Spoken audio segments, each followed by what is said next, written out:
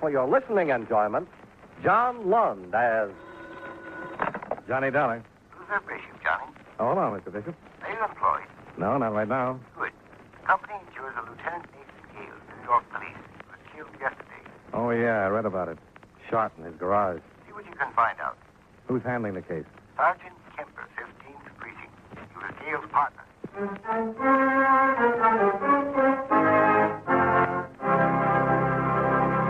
How about taking a minute or so to talk about seals and fish that have some connection with the government of the United States? Now, that isn't as strange as it sounds. You take the matter of seals, for example. There are two types of seals that are the responsibility of the Secretary of State.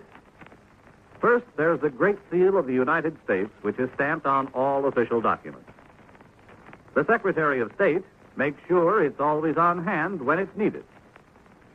The other kind of seals he takes care of are the ones that swim in the ocean, since it's up to the Secretary to work out agreements with representatives of other countries and let them know how many seals can be caught in what is called international waters and when. The Secretary of State works out similar deals for the catching of fish and lobsters because these agreements are actually treaties. Before they can be put into effect, they have to be approved by 2/3 of the Senate. As a matter of fact, any time our government wants to work out a deal with a foreign country on trade, mutual assistance, fish, seals, or lobsters, it's done by treaty. And all treaties are signed by the President, though some of them aren't drawn up until after the Secretary of State has worked over the rough spots in order to pave the way for prompt ratification.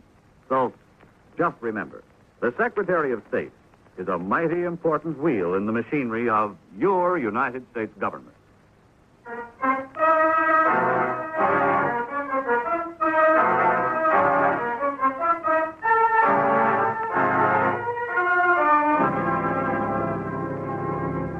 Expense account submitted by Special Investigator Johnny Dollar to Home Office, Great Eastern Life Insurance Company, Hartford, Connecticut.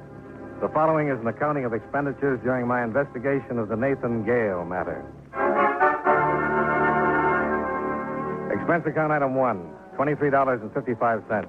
Train fare and incidentals from Hartford to New York City. Expense account item 2, 75 cents. Cab fare to the hotel. I registered and put in a call to Sergeant William Kemper at the 15th Precinct Police Station. Kemper said I could stop down anytime. So in 20 minutes, I was sitting in the homicide squad room, listening to Sergeant Kemper's version of the killing of a fellow police officer. Nate had been after a hood named Bancroft for a long time. Word was out that Bancroft had finally gotten a little tired of it and was going to hit Nate the first chance he got. Do you think Bancroft killed him? Yeah, but so far we can't prove it. The day Nate was killed, he called in and told me he was onto something hot. Said it concerned Bancroft. Told me to meet him at his house in an hour. Said he was contacting a stoolie named Virgil Cummins. Hi. Hello, Dave. Anything for me? I don't think so. You have any idea what he was supposed to get from this Virgil Cummins? No, he didn't say just what it was, but he indicated it was a big score. Enough to fry Bancroft for keeps. I went to his house in an hour, like he'd asked, and I found him in the garage, shot twice. No witnesses? Yeah, a neighbor, George Fisher, said he saw a man running away. We brought him down here and showed him the mugs. He picked out Bancroft. Well, then... We picked Bancroft up, put him in the lineup, and the witness changed his mind. Said Bancroft wasn't the man after all. Somebody got to him, huh? Of course. But the witness won't change his story again. He insists that Bancroft's not the man he saw running away, and that's that. He's scared stiff. He's got a wife and 4 kids. Has Bancroft got an alibi? Says he was with his girl at the time of the killing. And his girl agrees? 100%. We've questioned them both for hours. What about the stoolie, Cummins? I went looking for him right away. Bill. Yeah. Didn't mean to interrupt. That's okay. If Ed comes in, tell him I'm down in Basker's office. Oh, yeah. So we found Cummins all right. Found him in his room, strangled by a light cord. Whoever shot Gale got the evidence. Sure. So it's got to be Bancroft. But without the stoolie, we can't prove there was any evidence. Bancroft's girl swears Bancroft was with her the whole afternoon. And your only witness won't identify Bancroft. That's the way it stands so far. But I'm working on that witness. I'm going to keep working on him until he admits Bancroft's the man. Well, I've got to go talk to Gale's widow. Oh, Ab's taking it pretty good. She's a wonderful person. You'll like her. I'm sure I will. Well, so long, Sergeant. I'll keep in touch with you.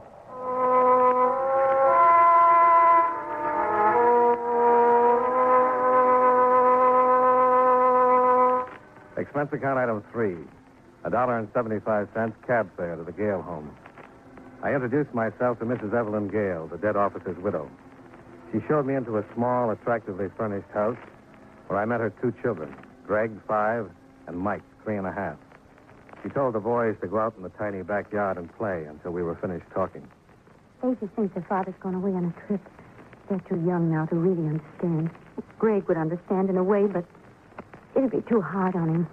When they get older, they won't miss their father so much it'll be easier to tell them. Yeah. You said you talked to Bill Kemp? Yes, I just left him about half an hour ago. He and Nate were partners for a long time. I think Nate's death hurt Bill just about as much as it did me. But you want to talk about insurance, don't you? Just a few questions and I'll get out of here. Of course. Tell me a little something about the day your husband was killed. Well, there was nothing particularly unusual about it. It was like most any day, except that it was our anniversary. He didn't say anything or tell you anything that was unusual? I don't think so. I would have remembered if he had. Did he call you during the day? No. What time did you expect him home? He was off duty at 6. He had the day watch. He was usually home around 6:30. Were you here in the house when he drove into the garage? No. I was down at the corner, the grocery store. When I got back, Bill was waiting for me. I saw the other officers around the garage, and then the ambulance pulled up Where were the children? with their grandmother, Nate's mother. I left them with her around 4 that afternoon. Nate and I were going to have dinner and go to a show, celebrate the anniversary. It was our 7th. Do you know George Fisher? Yes, he lives across the street in a white house. I've spoken with him since. He's avoided me, but I saw him this morning backing out his car, and I went over and talked to him. He says he saw the killer. But he told the police he saw a man running away from our garage right after the shot. He made an identification. Yes, I know about it. Bill Kemper told me he changed his story. Yes. Do you think he can really identify the killer? Well, I think so, but he's so frightened. Oh, I don't blame him. He has a family, and he wants to protect them. What did you say to him? Well, I told him that I understood, but that he should make an identification if he could. I told him that protecting a killer isn't the way to protect your family. But he wouldn't listen. No. And I really wonder what I'd do in his position. George has a lovely wife and 4 adorable children. I don't know. Well, I think I'll have a talk with Fisher. I doubt if you can do any good. Bill's worked on him and worked on him. The whole department's trying to get an identification or a statement. Well, I'll have a shot at it anyway. Thank you, Mrs. Gale.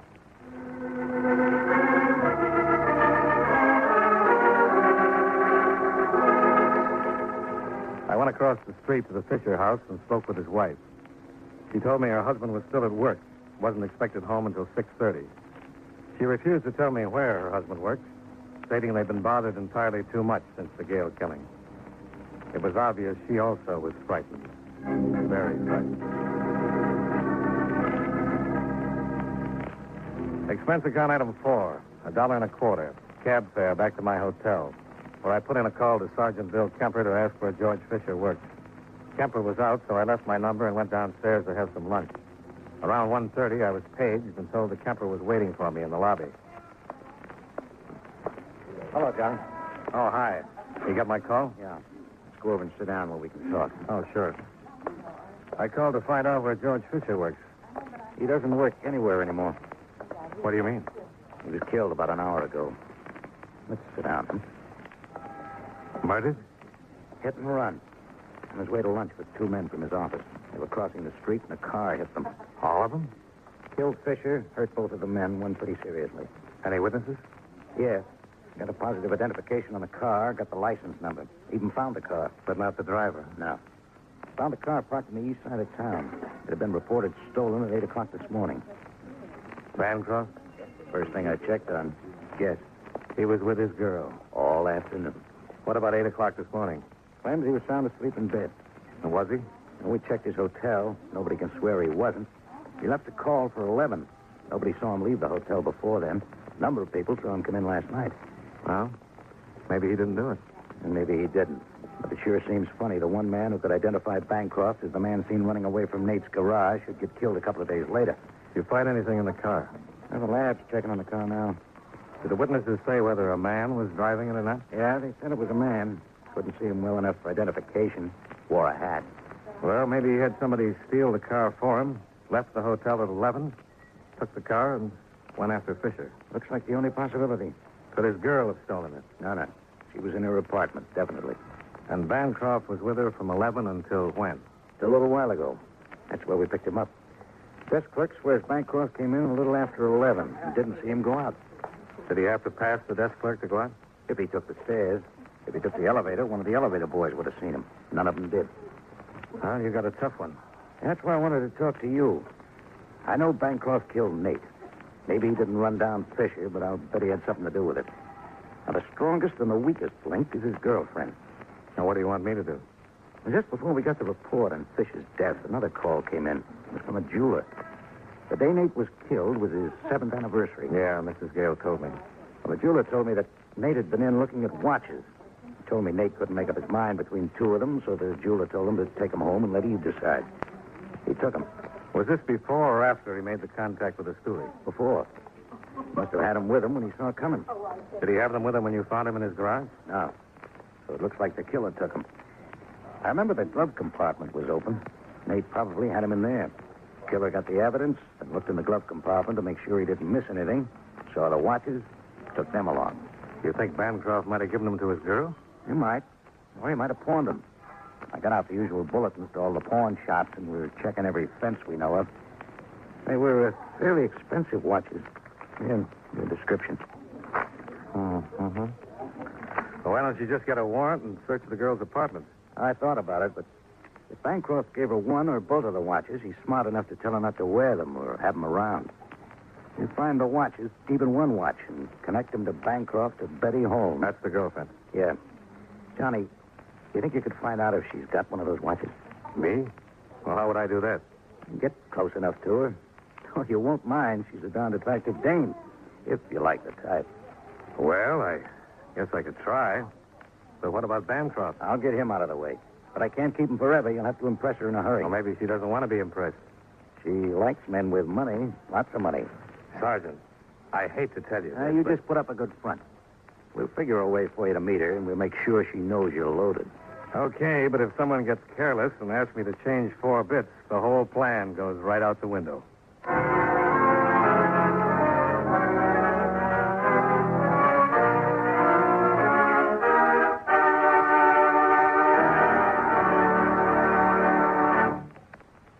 With your permission, there's something I'd like to talk about for a minute.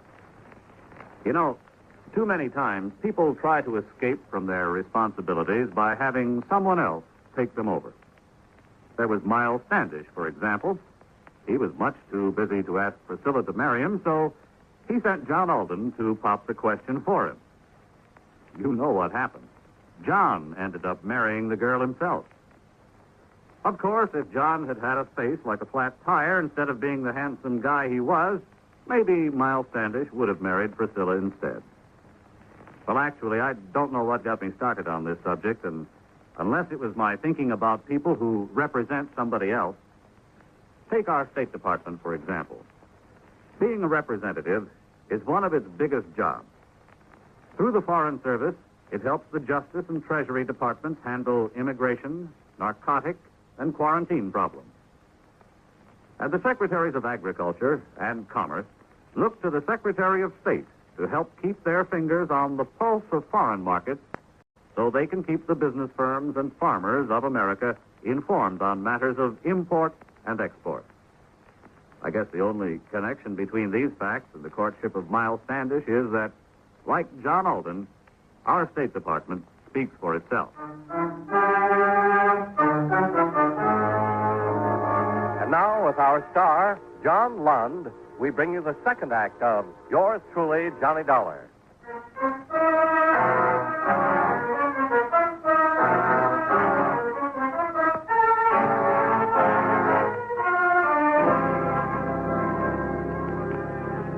Sergeant Kemper made arrangements for me to move into another hotel, where Johnny Dollar, the insurance man, would be known as Johnny Dollar, the Texas oil man.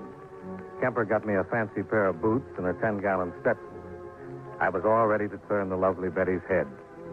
The men who were tailing her reported to Kemper that she was shopping at Meshakoff's Fur Salon on Fifth Avenue. Kemper immediately put out a call to pick up her boyfriend, Then Kemper and I left for the Fifth Avenue shop. When we got there, Kemper pointed out the quarry, and I went to work.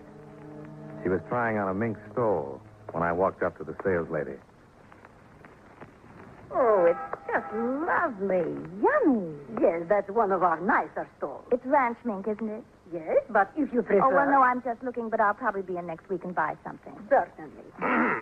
Oh, yes, sir. Can I help you? Well, yeah, I thought I'd like to buy a fur coat or something like that. Would you excuse me? Oh, sure, go right ahead. I'll just look around. Oh, now, I didn't mean to bust up nothing. Well, that's all right. The lady's just looking. Well, okay. You sure you don't mind? Not a bit? Sir, what kind of fur coat would you like? Well, I'd like something real nice. I'm just in New York for a couple of days. I'd like to bring my mama back a little present. You're from Texas? Why, yes, ma'am. How'd you know? Well, I can always tell Texas man. So tall and strong. Oh. Would you like something in mink? Yeah. I like the mink, too. Oh, boy, I'm having just a wonderful time here in New York. Oh, that's good. I'm glad. First vacation I had since 43. Just been too busy with the whales. That's oil well? You don't buy mink coats with water, lady. Well, what about this lovely stole the young lady was just trying on? Well, no, ma'am. It's too skimpy. I want something can keep Mama warm. She ain't spry like she used to be. Can't take the winters too good no more. Something that hangs down to the floor. You know, coat. Yes, sir. Well, if you excuse me, I bring out a few that you can look at. Fine. You just take your time. Do-do, do-do, do-do, do-do, do. Pardon me. For what? Well, I couldn't help it over here. Oh, that's all right. I ain't gonna buy this one, ma'am. You can have it. Oh, no. I just thought maybe I could help you a little. I do a lot of buying here, and I know you're from out of town. Texas. Yes. And, well, if you're going to buy a mink coat for your wife... For my mama. I ain't married, ma'am. Oh. Well, have you ever bought a mink coat before? Why, no, ma'am. Only mink I own is in my car back home. In your car? Yes'm. Mama thought it'd be nice to upholster it that way. In mink? Oh, I know it ain't practical, but Mama thought it looked nice. Does, too. Goes right nice with the gold. The gold? Yeah, you know, the door handles, cigarette lighter, a lot of little things like that. Oh, yes. Well, what kind of car is it? Well, it's a sort of a double-length Cadillac. Had it built special. How nice. Yes, it's nice. Well, the only reason I came over was because I thought as long as you were from out of town... Texas. Texas. Yes, well, I thought maybe you'd like someone to help you pick out the right thing. Well, now, I think that's right thoughty of you, ma'am. But I don't want to put you into no trouble. Oh, it's no trouble. Oh, good. My name is Dollar. My name's Holmes. Betty Holmes. Well, howdy. You can just call me Johnny. That's my front name. All right, Johnny. Oh, here comes the sales lady.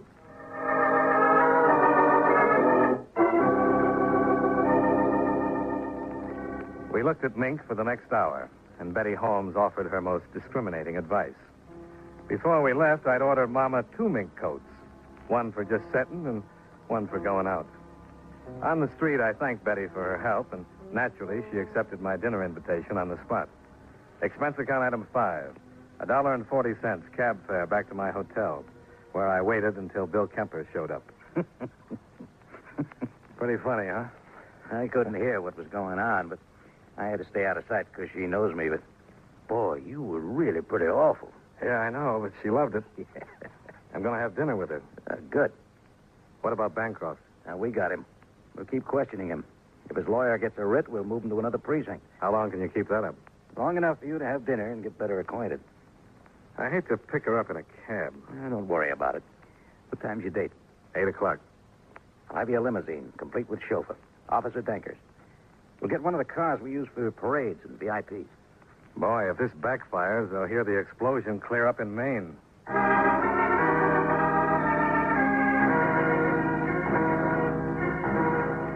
The long black limousine was waiting in front, complete with Officer Danker, dressed as my chauffeur. We picked the lovely Betty Holmes up at 8 and drove to 21, where I ran up expense account item 6, $45.95. Drinks, dinner, and a pack of cigarettes. When she suggested going to some of the night spots, I felt you in the home office cringe, so So I complained of fatigue. I told her I'd been working so hard in the oil fields that the Mayo Clinic had advised me to stay away from too much nightlife. She gave me a motherly, knowing smile and suggested we return to her apartment, where she'd fix me a glass of warm milk. She was very understanding. Here you are, Johnny. Not too hot, not too cold. Better for your stomach that way. Wow, you're a pretty wonderful person. Mind if I sit down? Oh, please do. You know, I never met any girls like you before. Now, when I told you I couldn't go to any of them there clubs, why, you didn't mind one bit. I understand.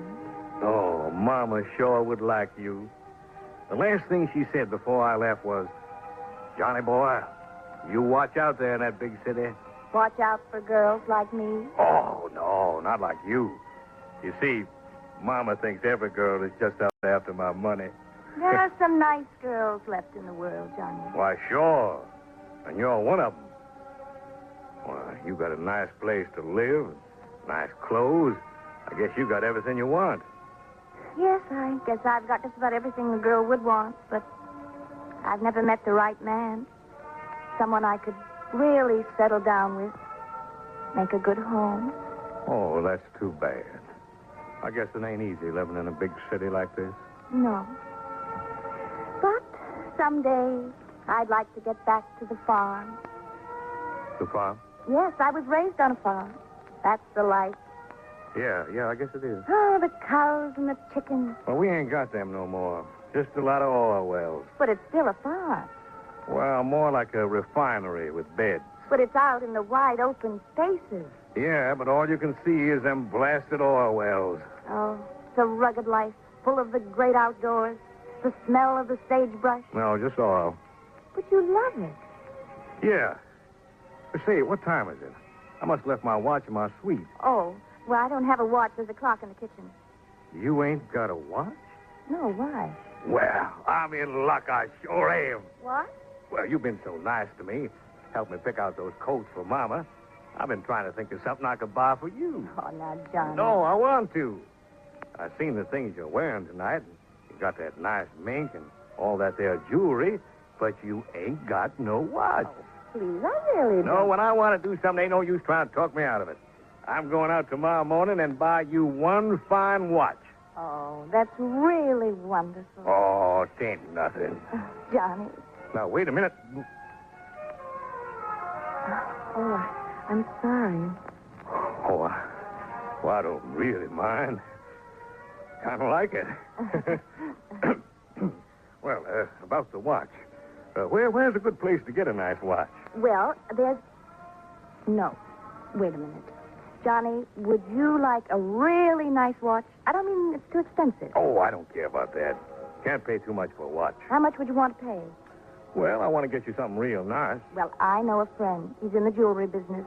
He's got several beautiful watches. I know him very well. And he'll sell them wholesale. Well, you're really pretty wonderful. Mm-hmm. Always thinking of me. I could send him over to your hotel. Well, why don't you just do that? All right, I'll call him and I'll have him stop by tomorrow. Good. Now, I'd like to ask you a little favor. Yes, Johnny? Could I... Yes. Well, could I... Yes, Johnny? Could I have some more milk?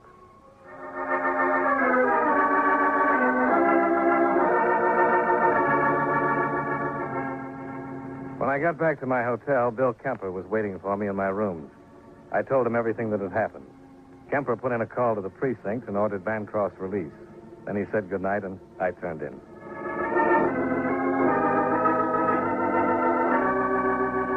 The next morning, Kemper was knocking at my door, and we settled down with breakfast to wait for Bancroft to arrive with the watches. Yeah, it's good coffee, Johnny. Yeah, it is. Hey, maybe this is it. Hello? Johnny? Well, good morning. I didn't wake you up, did I? Oh, no, I've been up since 6. Can't get out of the habit. Oh, good. Well, the reason I called, Johnny, the man who was going to bring the watches by, Yeah? well, he can't. Oh, that's too bad. But he gave them to me. I can bring them by if you want. It was a sure bet Bancroft was playing it safe. He wanted to unload the dangerous watches, but he didn't want to be the one to do it. We cleared the table of Kemper's breakfast dishes, and a half hour later, Betty Holmes was announced from the lobby. Bill Kemper went in the bedroom to wait.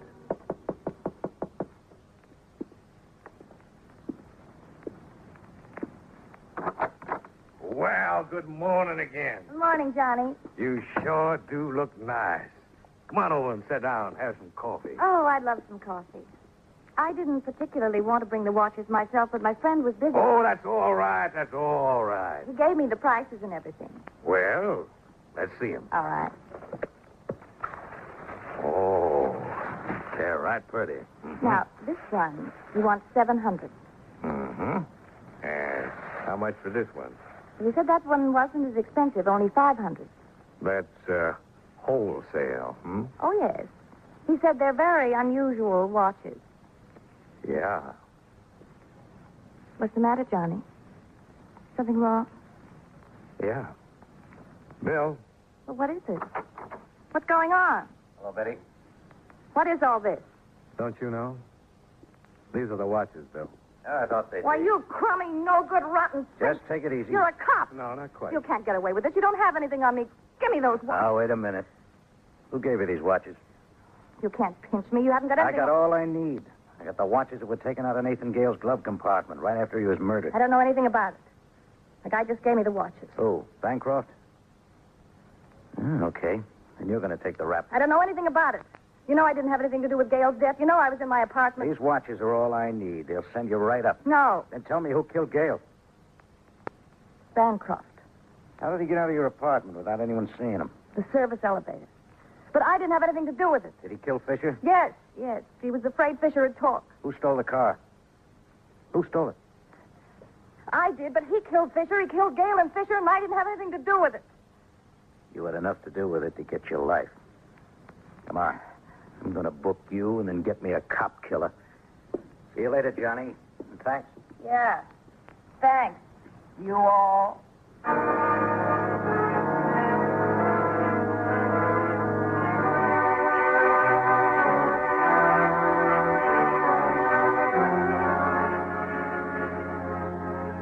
Expense account item 7, $135, hotel bills.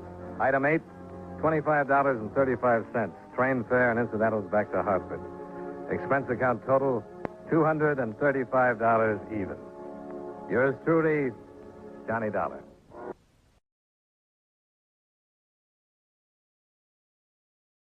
Wrigley's Spearmint Chewing Gum, the refreshing, delicious treat that gives you chewing enjoyment, presents for your listening enjoyment John Lund as Johnny Dollar. Eric Carlson, Dollar. Oh, hello, Mr. Carlson. What can I do for you? If you're free, take an assignment. Oh, I'm free. Fine. Atlas Indemnity insures most of the independent diamond traders. You know, they're the little fellows who buy and sell on the sidewalks along New York's Diamond Row. Well, in the past 6 months, nearly 2/3 of them have canceled their insurance. Somebody offering a less expensive policy? No, they're suddenly going broke. Some of them after 20 and 30 years of trading. And I'm to find out why? Exactly. For a starter, you might see E.G. Moss. He's president of the Independent Diamond Traders Association. I'll get right on it, Mr. Carlson.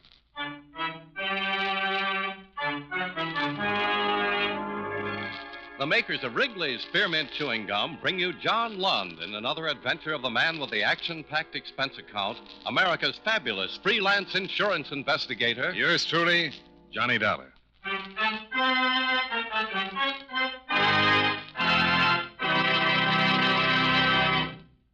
Friends, the makers of Wrigley's Spearmint Gum present these weekly adventures of Johnny Dollar because they know that millions of you enjoy Johnny Dollar.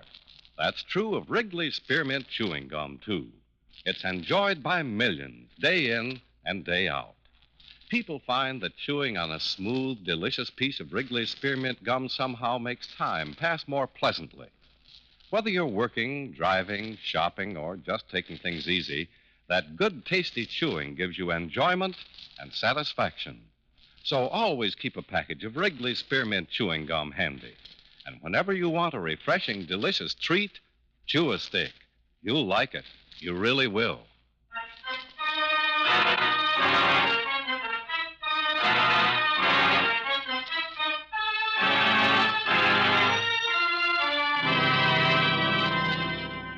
Expense account submitted by Special Investigator Johnny Dollar to Home Office, Atlas Indemnity Company, Hartford, Connecticut.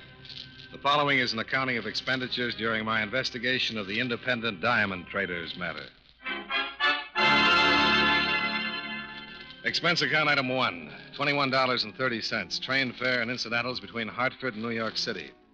At Grand Central, I phoned the Independent Diamond Traders Association and was told by the secretary that E.G. Moss could see me in half an hour.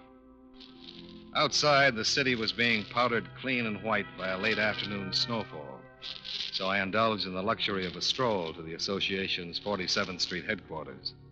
They were on the second floor of a converted brownstone. I was a few minutes early when I entered the dingy, deserted reception room. The secretary was absent from her desk, but the boss's door had been carelessly left ajar, just enough to allow some strictly extracurricular business to filter out.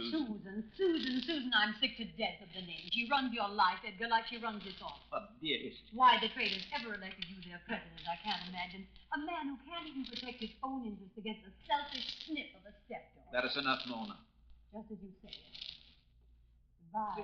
Dearest, please. No, I didn't mean Let me go. Mona, I spoke in haste. Dearest. Edgar. Forgive me. Edgar, my makeup.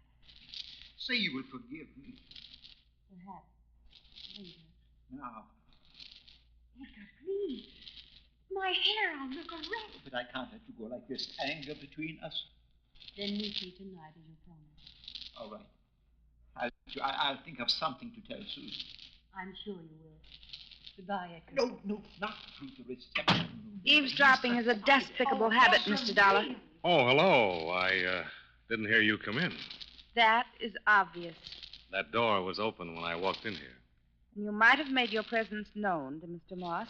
Well, I'll confess it occurred I'll to me. tell my Mr. Moss you're here. Okay, have it your way. Ah, Susan, you are back with my sandwiches and tea. Good. My stomach complains that it is past tea time, and I didn't know we had a visitor. This is Mr. Dollar. Mr. Dollar? From the insurance company. Atlas Indemnity. He phoned me just before I went up for your tea, Father. Oh, yes, of course. How do you do, Mr. Dollar? Hello, Mr. Moss. Forgive me, please, for being so addle-headed. So many things on my mind today. Yeah, sure. Come into my office, Mr. Dollar, please. Make yourself comfortable. That chair, I think you will find is relaxing. Oh, thank you. Cigar? No, thanks. Then perhaps tea. There is enough for both of us. And some of these small sandwiches, they're delicious. No, thanks. You go ahead, though. Of course, tea from a paper carton can hardly be compared with the delicate aroma of tea brewed in a china pot. Now, Mr. Moss, if you don't mind, I'd like to get directly to the reason for this call. I am so sorry, Mr. Dollar. I'm rambling again, as Susan says. Susan is my stepdaughter, Mr. Dollar. A lovely girl, do you not agree? Very lovely, Mr. Moss. And now if you... She volunteers her services here at the association since we can no longer afford to pay a secretary. I understand more than 2/3 of your membership have gone out of business. Oh, yes, that is true. Friends and associates, men I have grown to respect and admire over the past 30 years. One by one selling what stones they have, leaving the street for who knows where. Why, Mr. Moss? Didn't your company give you the details, Mr. Dollar? I have had considerable correspondence with your Mr. Eric Carlson. Yes. He wrote me he was planning to send someone to assist the association. I thought surely he would have briefed you. Well, Carlson gave me the basic situation, but he said that you'd fill me in. Oh, yes, I see. Now, tell me, in your opinion, what or who is forcing these small traders out of business? Prices, of course. When suddenly a diamond worth $1,000 can be purchased for $800, the small trader is the first to get hurt. Yeah, go on. The members of our association have their modest capital invested in diamonds at long-established market prices, Mr. Dollar. As you know, the diamond market is rigidly controlled, and there was little or no fluctuation until recently. And then? From some source, diamonds were poured upon the market at far below the normal price. Any idea where these cut-rate stones are coming from, Mr. Moss? None. Obviously, if I did have, I would take action. I see. Well, thanks, Mr. Moss. I won't take any more of your time. What are you going to do, Mr. Dollar? Oh, ask questions around the big trading houses.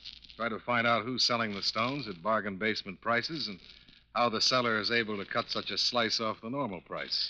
The association would be very grateful, Mr. Dollar. Goodbye, Mr. Moss. Goodbye, sir. And thank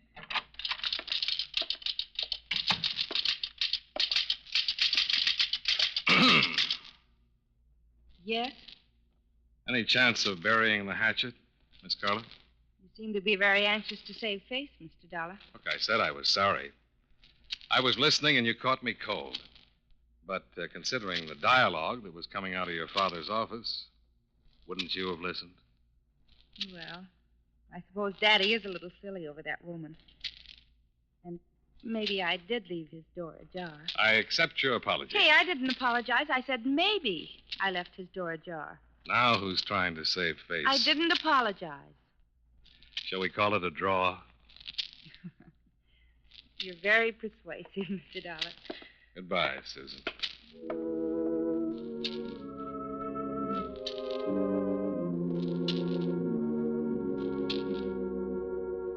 It was after 6, and the larger merchants along Diamond Row were closed. For convenience, I checked into a small hotel around the corner from Moss's office, sent for my bag at the station, and went out to dinner.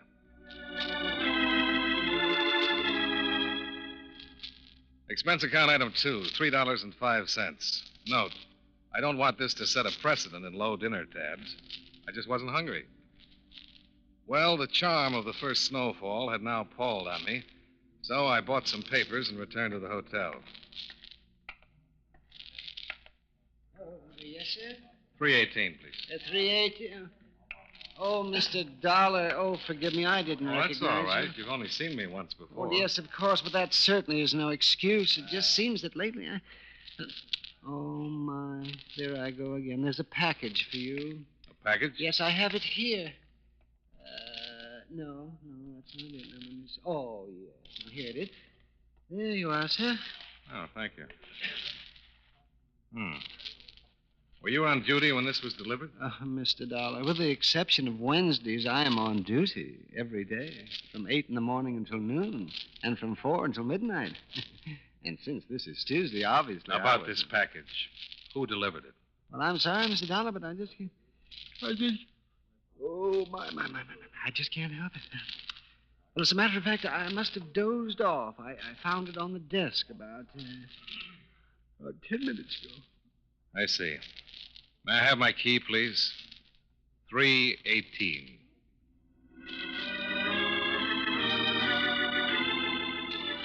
I went up to my room and opened the package. Inside was a card which bore the inscription Mona. And nestling in black velvet, a pair of diamonds. 10 carats each, if my amateur eye was any judge. Johnny Dollar. Mona, Mr. Dollar. Mona? Well, I don't quite know what to say. You received the package, I gather. Yeah, I received it. Interested in the contents? Oh, tremendously. I thought you would be, considering your business with Edgar Moss this afternoon. How do you know about that? I'll explain when I see you. Oh? I can help you, Mr. Dollar. How? I happen to know who's flooding the market with cut-rate diamonds. Who? Suppose you meet me tonight at 8 at the Surf and Sand Club. Tell you then. Hello? Hello? Mona.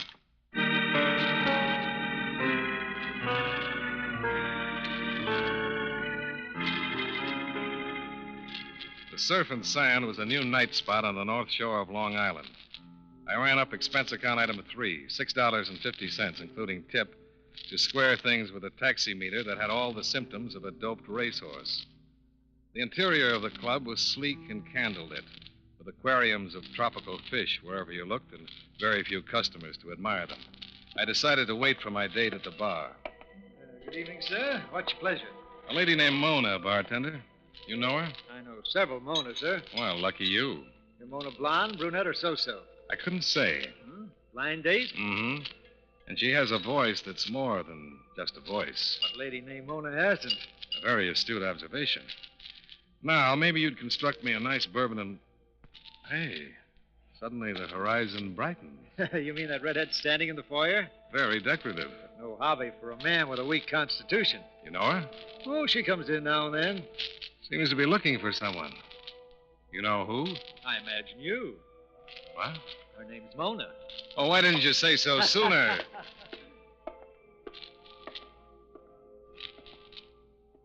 Hello, Mona. Hello. I'm Johnny Dollar. Yes, I know. I saw you at the bar. Well, why didn't you come over? Or are you waiting for someone else? Just you, Johnny. My car's outside. Let's drive somewhere.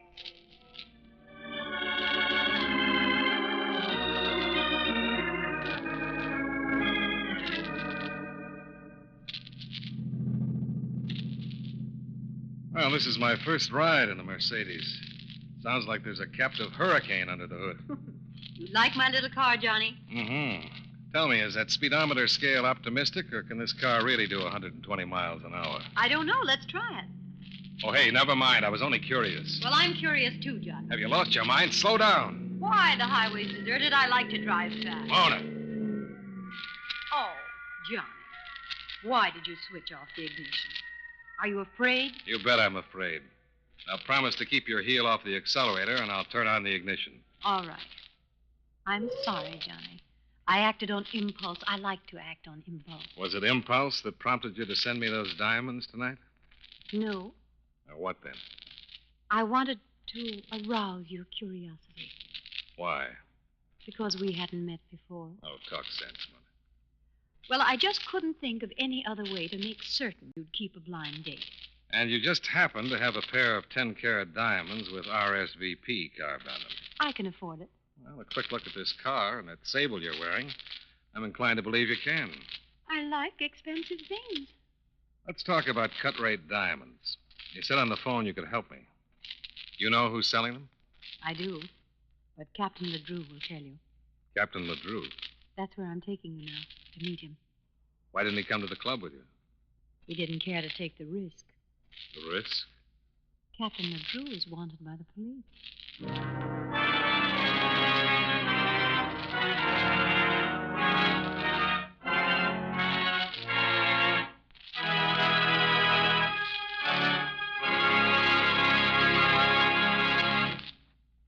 Friends, Wrigley's Spearmint Chewing Gum is a refreshing, delicious treat you can enjoy just about any time. Even when you're busy working, you can slip a stick of Wrigley's Spearmint in your mouth and enjoy that pleasant chewing. The lively, full-bodied spearmint flavor cools your mouth and freshens your taste. The good, smooth chewing helps relieve pent-up tension, gives you satisfaction. As a result, you seem to feel more relaxed and get more enjoyment out of what you're doing. So enjoy chewing Wrigley's Spearmint Gum while you work and at other times, too. Get a few packages next time you're at the store. That's Wrigley's Spearmint Chewing Gum. Healthful, refreshing, delicious.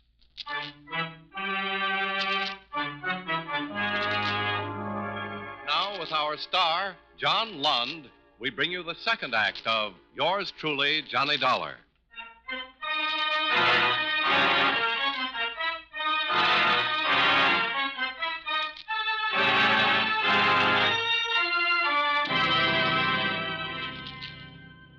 For the rest of the ride north on the Jones Beach Highway, Mona kept the Mercedes at a sane speed and the talks at trifles.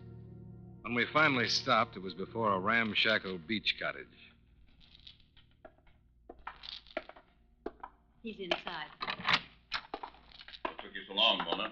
I've been waiting an hour. Johnny, Mr. Dollar doesn't like to drive fast, Captain LeDrew. Everything okay? He was alone. No one followed him. Would you mind telling me what this is all about? Sit down, Dollar. Pour him a drink, Mona. I'll skip the drink. Then sit down. I should. I'll come right to the point, Dollar. I'm sailing tonight, out of the country. Bon voyage. Don't waste my time with your attempted humor. Up to now, my time has been wasted. Several hours of it. Now, let's get down to cases, Captain. Mona said you'd tell me who's dumping cut-rate diamonds. I am, Dollar. Oh. I smuggled them into the country. That's my business. Racket, you mean? Johnny, be smart. Just listen. Like I said, smuggling is my business. Diamonds. I don't pay taxes. I don't pay custom duty. And you can undersell the legitimate dealers and still show a whopping profit, huh? This is my last trip to the States. The market's oversupplied, but I have one final contract to fulfill. How does all this concern me? You're going to make the delivery for me, Dollar. Tonight. Me? You've already been paid. More than you scratch out of 100 insurance cases. Oh, the 2 sparklers Mona sent. I sent. The card was my contribution, Johnny. It made all the difference, Mona. That's enough, Dollar. I was only expressing my appreciation, Captain. Johnny, shut up. Will you? I'm losing my patience, Dollar. Likewise, LeDrew. Here are the diamonds you sent me. Get another boy. Sit down. I figured you for a gun, LeDrew. You're the type. Then you're smart enough to know I'll use it. Tell me, why pick on me to make your delivery? The customs officials onto you? They've got my customers staked out. Cops all over the place. And so you two don't dare show your faces, huh? We prefer not to take the risk, Johnny. But the delivery must be made, Dollar. It's the biggest lot of stones yet. And suppose I refuse? Don't talk like a little tin hero, Dollar. You don't want me to kill you. Now, what's the difference whether I get killed here or by the customs men while I'm trying to slip through their stakeout? No, you just haven't convinced me, LeDrew. Get on your feet, Dollar. Why? Because I'm going to convince you.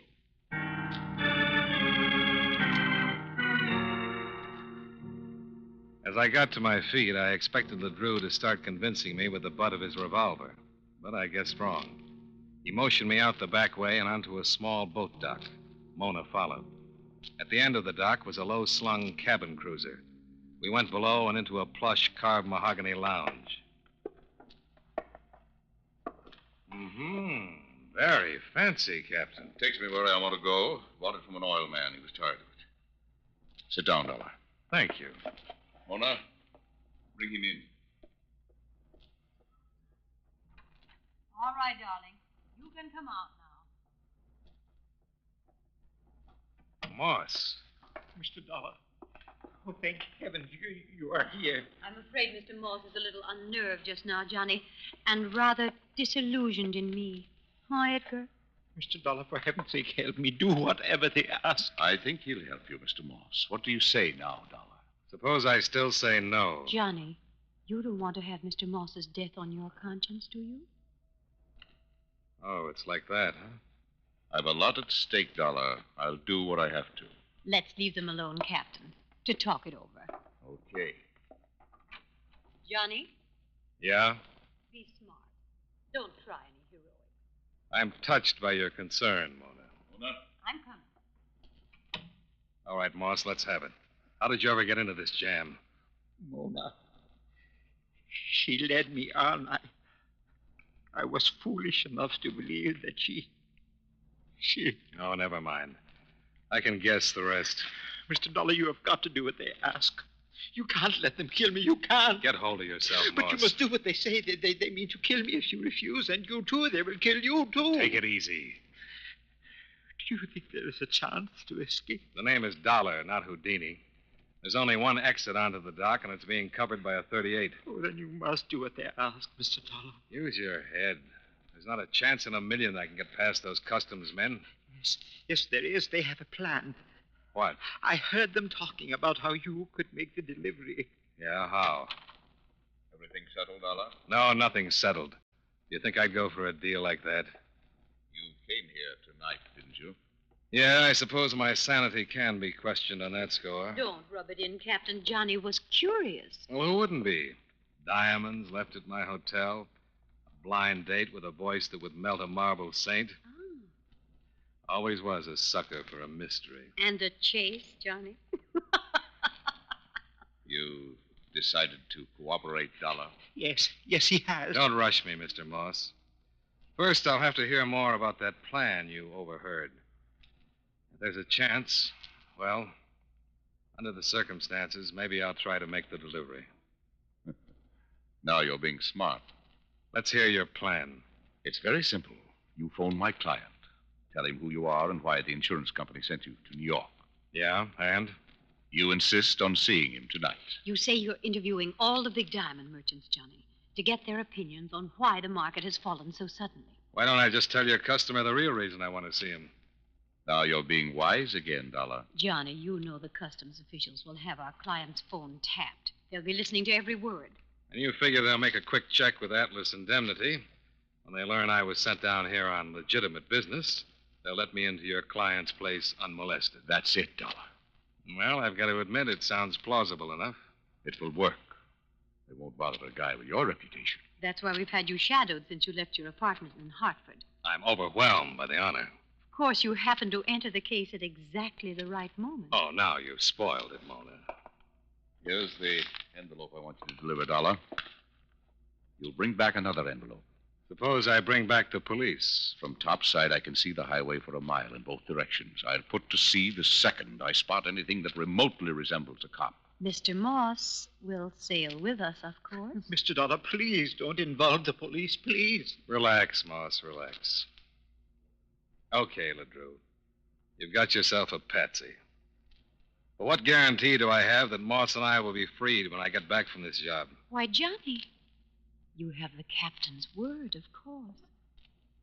Lucky me.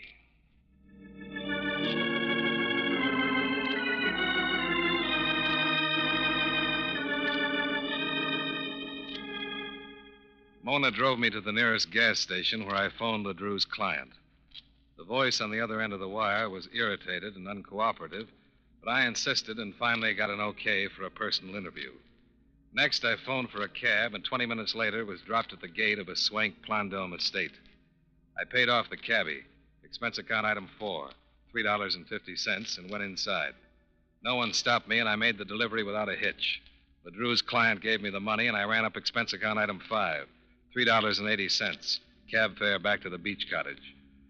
On the dock, I found that LeDrew was indeed prepared to put to sea at the slightest sign of a double cross. The cruiser was straining on a short bow line, pulled away from the pier by the tide, the engines throbbing.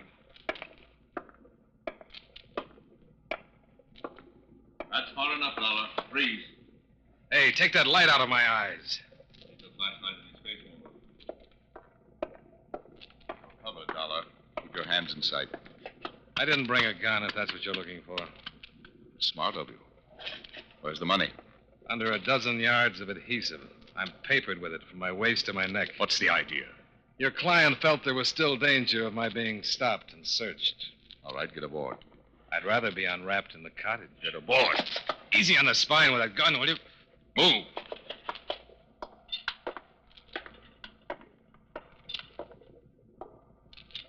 Jump aboard, Dollar. Are you kidding? Even if I weren't taped up, I doubt if I could make that jump. Give you a hand on that line. LeDrew made his last mistake. As he bent over to pull in the bow line, I released the line from the mooring bit, pushed him into the water, and jumped for the boat at the same time. He snapped a shot at me on his way down, but I was well aboard by then. Mona, the picture of frustration, went charging up and down the dock, looking for something with which to retrieve her floundering partner, and yelling incantations at me in a voice far from sultry.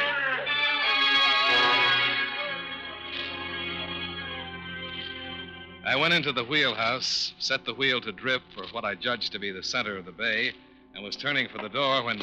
Relax, Mr. Dollar. Moss. Don't move or I'll shoot.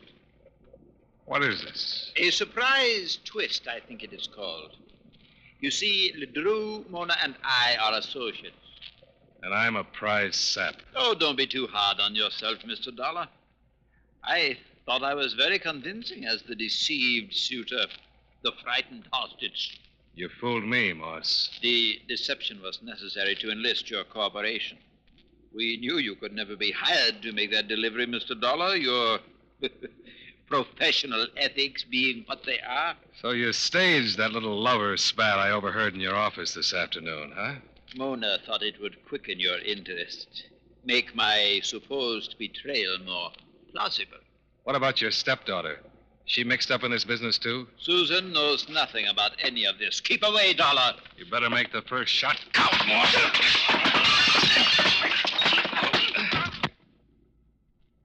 Your reflexes are a little slow, Moss.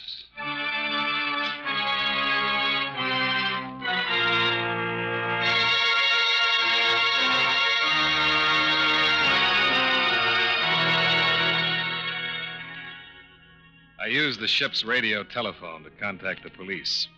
In that Mercedes, Mona and LeDrew weren't hard to find. The rest you've already read in the papers, Mr. Carlson. Moss, LeDrew, and Mona will be out of circulation for a long time.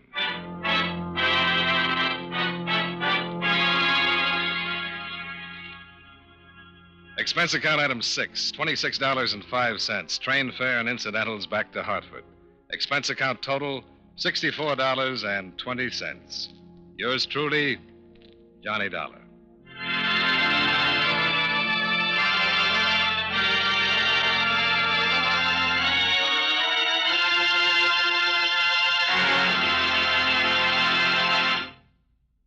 Remember, friends, Wrigley's Spearmint Chewing Gum is a refreshing, delicious treat you can enjoy just about any time.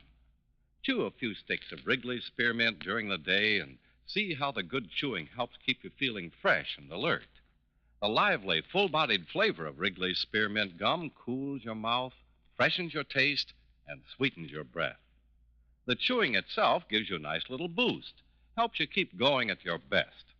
Millions of people get real chewing enjoyment out of Wrigley's Spearmint Gum every day, and we know that you'll enjoy it, too. Get a few packages and always keep some handy. That's Wrigley's Spearmint Chewing Gum. Healthful, refreshing, delicious.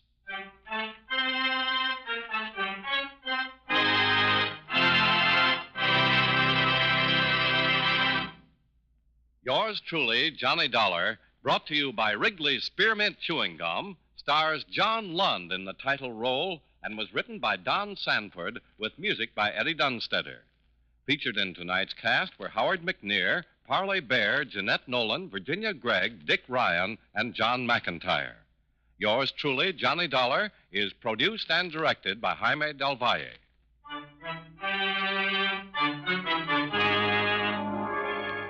The makers of Wrigley's Spearmint Chewing Gum hope you enjoyed tonight's story of Johnny Dollar and that you're enjoying delicious Wrigley's Spearmint Gum every day. This is Charles Lyon, inviting you to join us again next week at this same time when, from Hollywood, John Lund returns as... Yours truly, Johnny Dollar.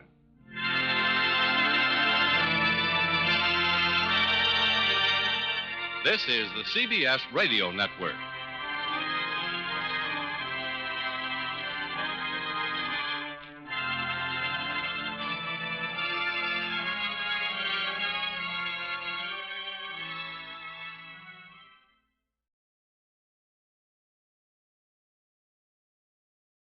Wrigley's Spearmint Chewing Gum, the refreshing, delicious treat that gives you chewing enjoyment, presents for your listening enjoyment John Lund as Johnny Dollar. This is Maud, Mr. Dollar. Mr. Brandt just stepped into the office. Oh, good. I'll connect you. Hello, Johnny. I'm sorry I was out when you called, Mr. Brandt. Your secretary mentioned a fire you wanted me to look into. Yeah, that's right. We got the report about a half hour ago. If you hurry, you can be there when the fire inspector decides the cause. How serious is it? I don't know. I couldn't learn whether anybody was in the building or not. It's a recreation club on the outskirts of Waterbury. The Monopoly, Trent Street. Okay, Mr. Brandt. I'll take a run out and let you know what I find.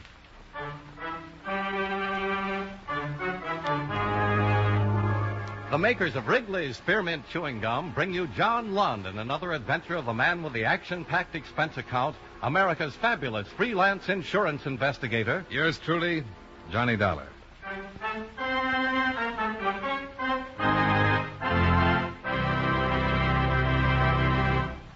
Friends, the makers of Wrigley's Spearmint Gum present these weekly adventures of Johnny Dollar because they know that millions of you enjoy Johnny Dollar. That's true of Wrigley's Spearmint Chewing Gum, too. It's enjoyed by millions, day in and day out. People find that chewing on a smooth, delicious piece of Wrigley's Spearmint Gum somehow makes time pass more pleasantly. Whether you're working, driving, shopping, or just taking things easy, that good, tasty chewing gives you enjoyment and satisfaction. So always keep a package of Wrigley's Spearmint Chewing Gum handy. And whenever you want a refreshing, delicious treat, chew a stick. You'll like it. You really will.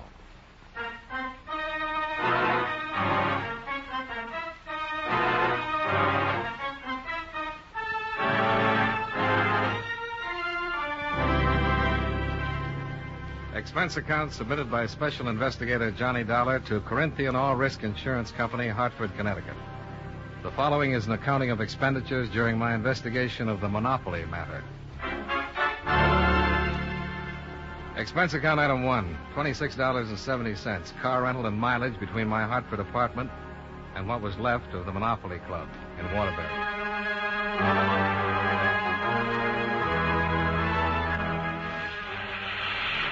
Where's Mitchell? Where's Mitchell? We need more men over here. Get Mitchell. We're losing pressure at number 3. Take the charge for number 3.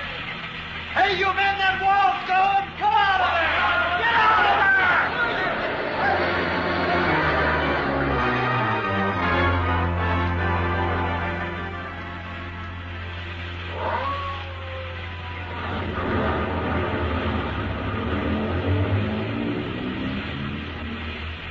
An hour and a half after I got there, the fight was pretty well over. Just a couple of men with a high-pressure hose putting the final touches to a few smoking timbers. Hey, you there. We'll let you through the ropes. I'm from the insurance company that covers this place. Oh? You carrying credentials? Yeah. See 'em? Yeah. Okay, here. You have to be careful. Has the fire inspector shown up yet? Yeah. That's him over there. The one walking away from the 2 men. Captain McCready. Okay, thanks. You're welcome. Hey, over here. Captain McCready? Yes? My name is Dollar. I've been hired by the insurance company to investigate the fire. Come along. The men who answered the call first tell me it broke out inside on the ground floor. Anybody in the building? Not that we know of. No report of anybody. Now, let's see. The window's over there. The smoke was reported coming out of there first. Hauser! Yes, sir. Have a couple of men bring axes over here, will you? Yes, sir. Timber. Do you specialize in fire cases, Mr. Dollar? No, but I've worked a few. Well, here we have a new building, not over 5 or 6 years old, that had passed all fire inspections when it got a license to operate as a place of public assembly. What do you want, Captain? Oh, you'll find some sash weights over there at the base of the wall. That's where a window was. Clear the debris down to the cement in a triangle with that as the point, spreading this way. Yes. That must be it. You looking for anything special, Captain? Point of origin. Smoke was spotted first coming out the window. Was it open? And if so, why? Yeah, cold weather like this. Was the club operating? No. It didn't open till 2 in the afternoon. We got the alarm at 11 a.m. You know anything about this Gerald Hobson who owns the place? Nothing yet. He was here, but before I was. He went home. Let's go over here and see what the men find, if anything.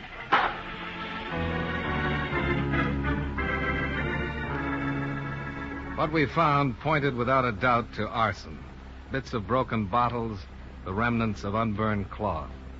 Charred as the evidence was, the cause of the fire was fairly obvious. We used to call them Molotov cocktails, bottles filled with gasoline or oil with a piece of cloth for a wick.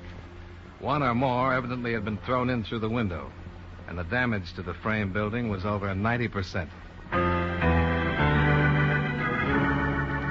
The closest neighboring building was a garage almost 100 yards away. We questioned the people there, and then Captain McCready went back to his office. I looked up the owner of the Monopoly Club, Mr. Gerald Hobson. From the insurance company? Yes, looking into the cause of the fire. Oh, of course. Well, come in. Thanks.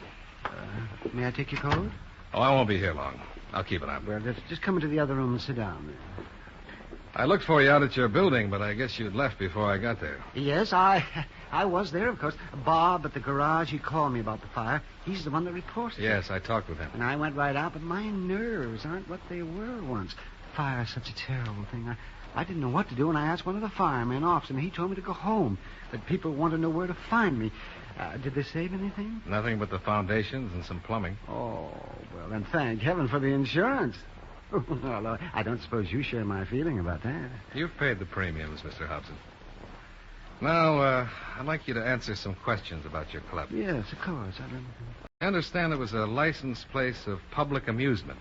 What kind of amusement? Well, we specialized in Monopoly. In what? The game, you know. Oh, sure. Well, we have a great many factory workers in Waterbury. Well, I started the Monopoly Club must have been 3 years ago, to offer them harmless entertainment and relaxation. The game was quite popular. Enabled them to play financier, you know. Oh, yeah, I remember the game. Yes, you buy and sell and try to amass a fortune. We ran month-long tournaments and... Oh, I tell you, some of the fortunes were astronomical. Well, they were just billions. Was there any other amusement offered? Well, I had a few tables for the card players. There was soft drinks and candy. Mr. Hobson, I want you to understand that I'm not a police officer. Anything you tell me will be kept in confidence. Oh, yes, of course. Did you run any gambling games? Why, of course not. My club was a decent legal establishment. The members were good, everyday working people. And your income came solely from memberships? From memberships and retail sales. I don't like your intimations. Not one bit. I'm looking for a reason why somebody should have set fire to your building.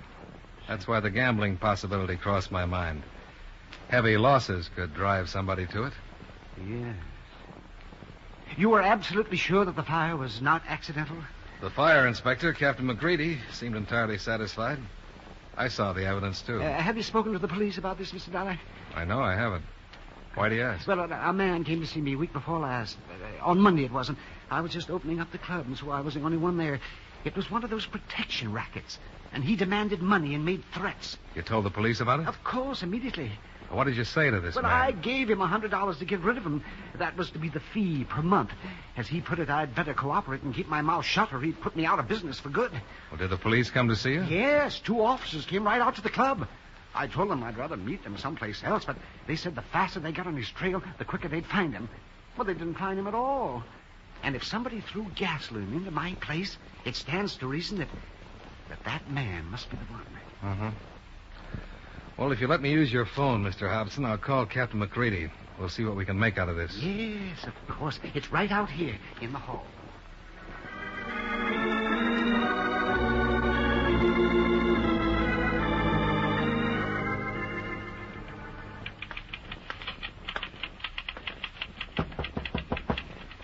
Yes? Oh. I'm sorry I missed your phone call, Dollar, but I had a meeting with Chief Blair. Oh, it worked out fine, Captain. Gave me time for a sandwich. Good. Oh, Sergeant Winnick of the police bunco squad came over. He just stepped out of the room for a moment. I'm naturally requesting an investigation from the city fire attorney, but now, with the possibility of extortion, the police can start their own right away. That'll speed things up. Do you have anything else? Well, the lab isn't finished with the evidence yet, but so far there are traces of 3 bottles. Sergeant Winnick, this is Mr. Dollar. How are you, Sergeant? Nice to know you, Mr. Dollar. Now, sit down. You talked to this Mr. Hobson? Yeah. How did the subject of this man and his threat come up? When I told him how the fire started. I don't know what to make of it. I got out the report on that call we made at his club. 2 of our men were there 15 minutes after he phoned. And Hobson's description of the man had been radioed to every squad car on the streets. You didn't get any place on it? No. We haven't had a complaint from anybody else in town on anything like it. If a protection racket was building, you'd think we'd get more than 1 call, wouldn't you? You think Hobson's report was untrue, then, huh? We closed the investigation on the theory that a Tranchen had taken him for $100 on a protection scare. Now I'm not so sure. You haven't checked on Hobson?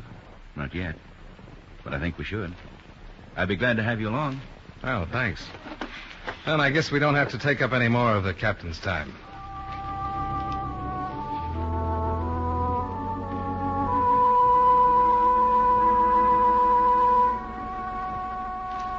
Arson cases are among the toughest to crack.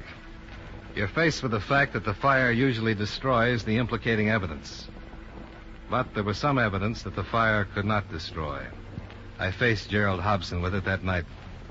Well, it was nice of you to come back, Mr. Dollar, to trouble yourself like this. You probably won't appreciate it when you've heard me out. Was that so? Why not? Well, to put it bluntly, you're under suspicion of setting the torch to your club. Oh. Are you out of your mind? What's the meaning of this? I spent most of the afternoon with the police. A Sergeant Winnick investigated your complaint a couple of weeks back. Your story of the protection threat didn't seem to hold up. Now, let me understand this. They think I was lying about that man? Oh, I don't think they'd say so in But so they many do, words. huh? Then why aren't they here? Because they're a lot more cautious than I am. Maybe I'm overstepping my bounds by coming, but I like to have things out in the open. I want to show you what's stacked up against you if you try to press a claim against the insurance company. Oh, yes, of course. I'd forgotten your sole interest is in saving your company's money. Oh, yes, by hook or crook. I'll be your best witness if the situation clears up in your favor. But I did some snooping. I looked into some of your financial affairs. Get out of here! Sure. This is your castle, Mr. Hobson. This kind of privacy I have no right to invade. But the fact that $18,000 would save your financial neck is not private information anymore.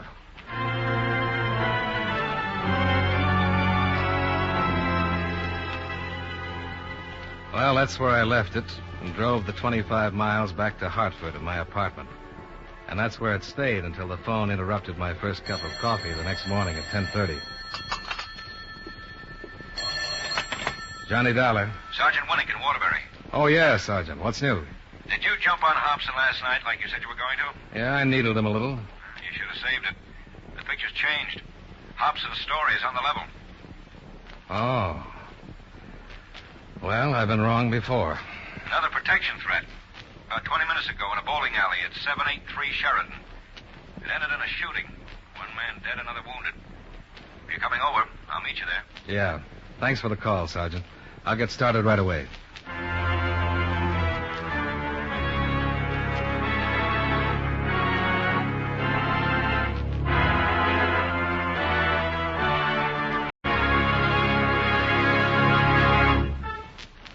Friends, Wrigley's Spearmint Chewing Gum is a refreshing, delicious treat you can enjoy just about any time.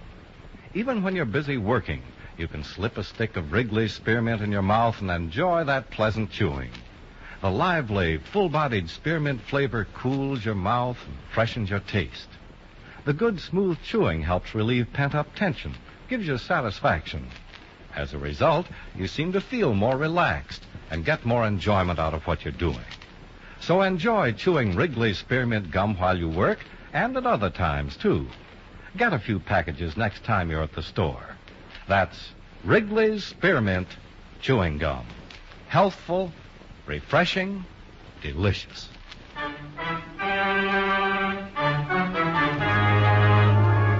And now, with our star, John Lund, we bring you the second act of Yours Truly, Johnny Dollar.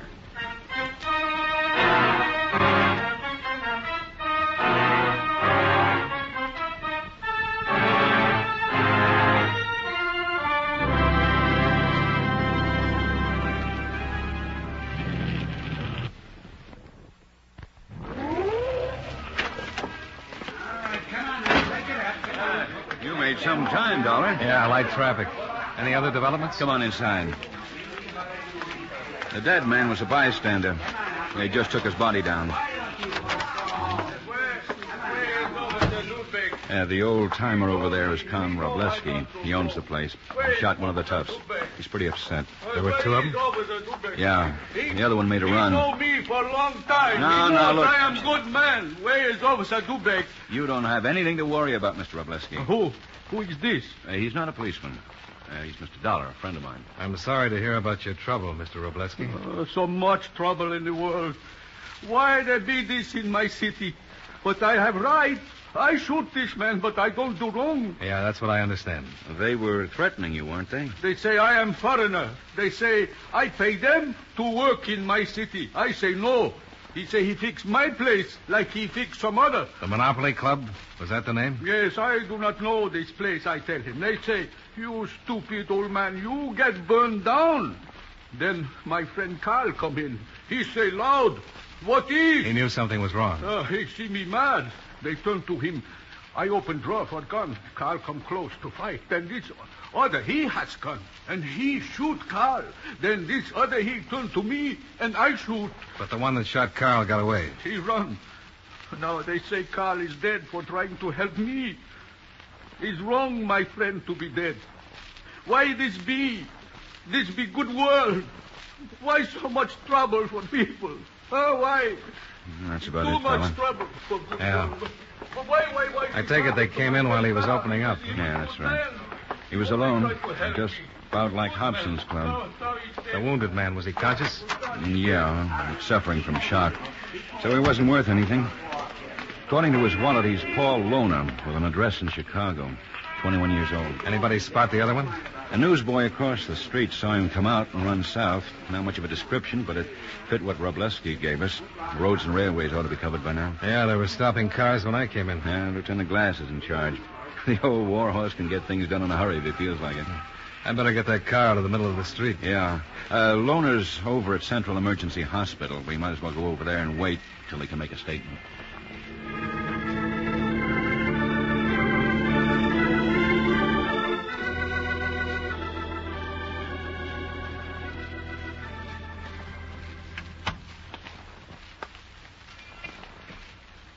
They tell us you're strong enough to talk, Loner. Well, they told me to, but I don't see no reason to. You're doing plenty of talking in the bowling alley from what we hear. I don't remember. I don't blame you. Pushing an old man around like that must be something you'd really want to forget. Go start up a parish someplace, will you? How many times have you been arrested, Loner? What difference does that make? After hearing you blab while you were passed out, they want to see how many lies you'll tell now. I didn't pass. No, you just don't remember. You know what time it is now? I don't care what's time. It's after 4. You were out for over an hour. You don't bluff very good. Your wife's name is Edith. How's that for bluffing? Where is your wife? Oh, leave me alone. I hurt. The doctor said you were in good shape. It's a laugh. If you weren't, he wouldn't have let us in here. Where's your wife? I don't know. Look, you're wasting your time. I don't want to talk, and I won't. That old man you shot is dead. Did you know that? I didn't shoot nobody. What? I didn't have a gun. It was right there on the floor beside you. You're a dirty, stinking liar. I didn't have a gun. The guy that was with me, that was his gun. He shot the old man, and you know. The report says you were there alone. That's a lie. Who was with you? Guy I teamed up with. I don't know his name. If you can prove that, it might make a difference. Can you prove it? It's true. That old guy, that Robleski, he knows it. He said you were alone. It's a lie. You're lying. If he said it, he's lying. Why should we lie? To frame me. I didn't kill him. Why should Robleski lie? I don't know, but he is. And if you guys want to, you can make him say he's lying. Maybe he wants to be sure somebody gets the electric chair for killing his friend. As long as we've got you, you're it. He knows I had a partner. My partner did most of the talking. Who was your partner? I don't know. Robleski says you talked to him. I didn't. I tell you, I didn't. Bert Lucas did the talking? Yes, Bert. Dirty, rotten. Take it easy, Lona. You knew Lucas was with me. Now we know. Oh, Sergeant. That's a little more. Yeah? I'll get verification of Lucas' name and description over to the radio office if you hang on here. Okay. Oh, Mr. Hobson, come on in. Oh, I'm sorry to take so long. Well, that's all right. Come on in. You remember Mr. Dollar? Oh, yes. I'll meet you in my office, Dollar. Yeah, I'll get there as fast as I can. Well, I owe you an apology, Mr. Hobson. Oh, no, please. No, it's your job to look into things. I shouldn't have lost my temper. Thanks. Now, will you take a look at this man? Well, yes, that's possible. Is he the one you gave the $100 to? No, I've never seen this man. You're sure? Yes, I'm positive. Did Lucas do the talking at the Monopoly Club, too, Loner? He didn't have to talk much with this jerk. Oh, no. Never mind, Mr. Hobson. Who touched off the building, you or Lucas or both of you? What's the difference? I want to know. I don't see what difference it makes now, but we both did. We did it because this jerk Hobson here went to the cops. Bert should have squeezed $500 out of you, then we'd been out of this town. That's all for now, Mr. Hobson. We'll call you down again when we pick up his partner. Well, that'll take some doing. Bert's still on his feet. That puts him way out of your client. Oh, he's a vicious type of person. Yes. Here, this way. Oh. Oh,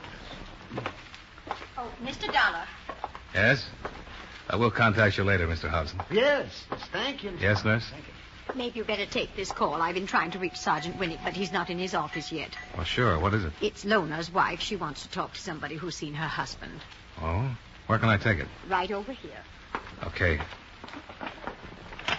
Hello? Hello? Hello?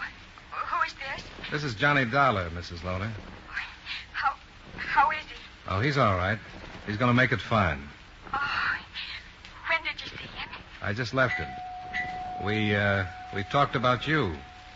Where are you now, Mrs. Lohner? I'm just down the street. I started out to come right down to see him when I read it, but when I got close, I got scared. Well, you have nothing to be afraid of, have you? People will ask me questions, and I'm not going to lie no more. You'll think it's wrong, but I know it's right. Of course it is. Could I meet you someplace? Oh, no. But if you'll wait outside the door for me so I won't have to talk to those men who don't care about anybody. I'll be there.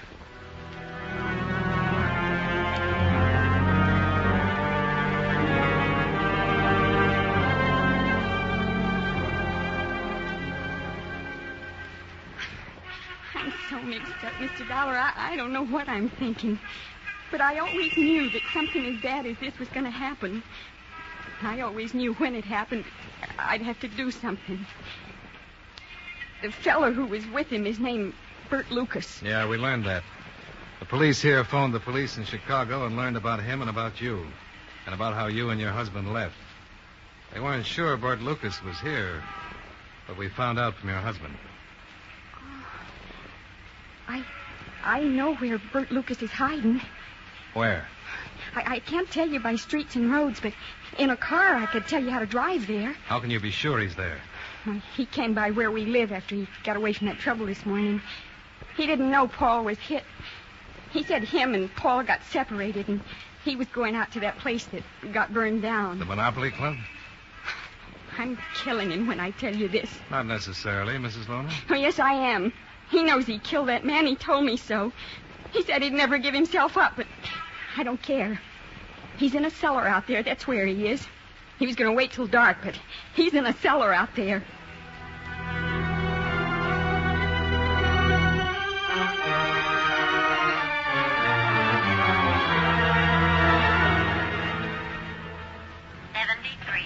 Calling car 73.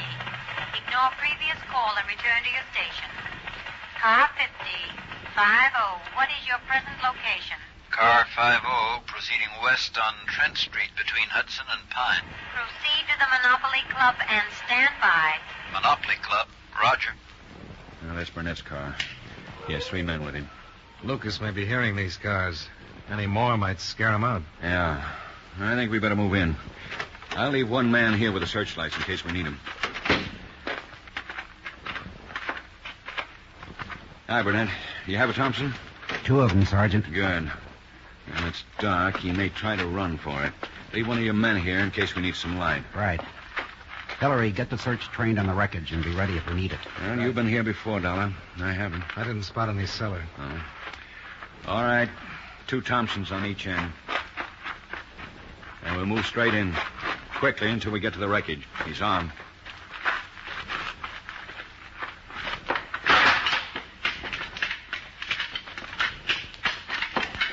Any stairway to the cellar must be in one of those 2 corners of the back wall there. Uh-huh. They must hear us by now. I'm going to give them a call. Lucas! Come on out, Lucas. Let's move forward.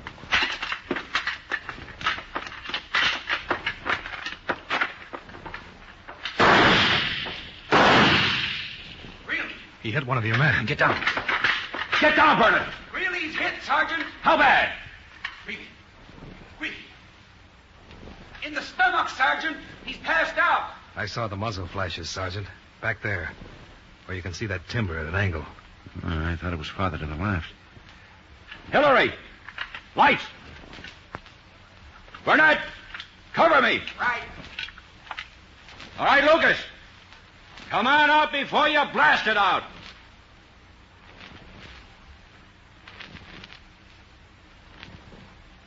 He won't come out, Sergeant. He's in too deep to... There he goes. Lucas, stop! You'll lose him. Burnett, stop him!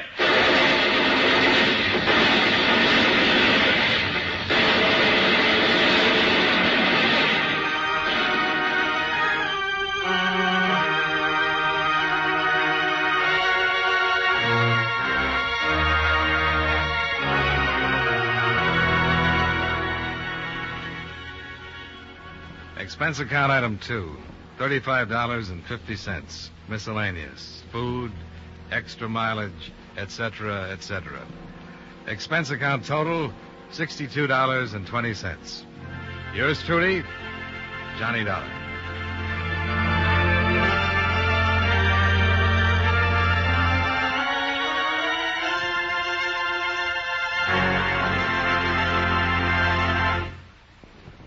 Remember, friends, Wrigley's Spearmint Chewing Gum is a refreshing, delicious treat you can enjoy just about any time.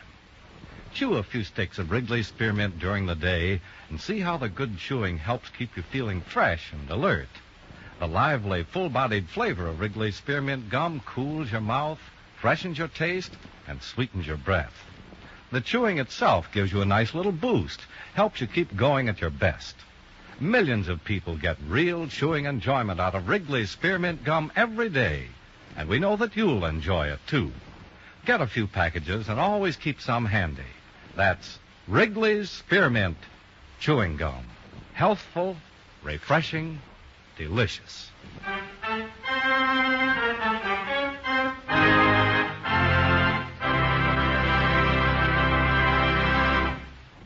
Yours truly, Johnny Dollar, brought to you by Wrigley's Spearmint Chewing Gum, stars John Lund in the title role and was written by Gil Dowd with music by Eddie Dunstetter. Featured in tonight's cast were Sammy Hill, Bill Johnstone, Stacey Harris, Parley Bear, Herb Butterfield, Howard McNear, Joe Duvall, and Jeanette Nolan. Yours truly, Johnny Dollar, is produced and directed by Jaime Del Valle.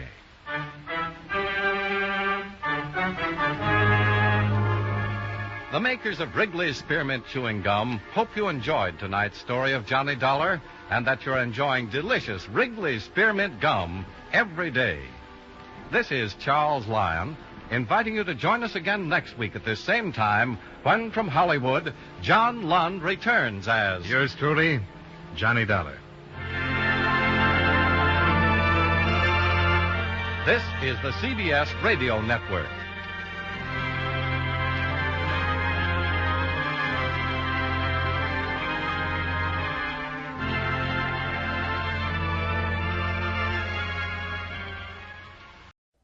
For your listening enjoyment, John Lund as Johnny Dollar. Johnny Maxwell, Johnny. Oh, hello, I got Mr. a Max. job for you. We Oh, insure that's Mr. swell. Frank Meadows, lives in Newport, California. He was killed last night. Oh, is Shot Max? to death. How long will it take you to pack and catch a plane? Oh, it's... Look up Lieutenant Sullivan, Newport Police, when you get there, Johnny. Yeah. Have a good trip. Yeah, I'll try, Mr. Maxwell.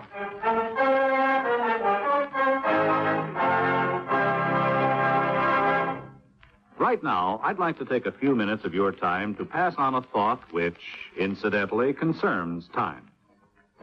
According to the Bible, to everything there is a season and a time to every purpose under the heaven. We all agree on that, I'm sure. And we'll also agree that the regulation of time also depends on the season. For example, did it ever occur to you who decided where our 4 time zones in America should be exactly? Well, back maybe 75 years ago, there were about 150 different time zones which were set up according to the whim of the local inhabitants. Most of the time was called sun time, and there could be 15 minutes difference between the clocks of 2 towns only 10 miles apart. So, to get rid of the confusion, the Interstate Commerce Commission was established.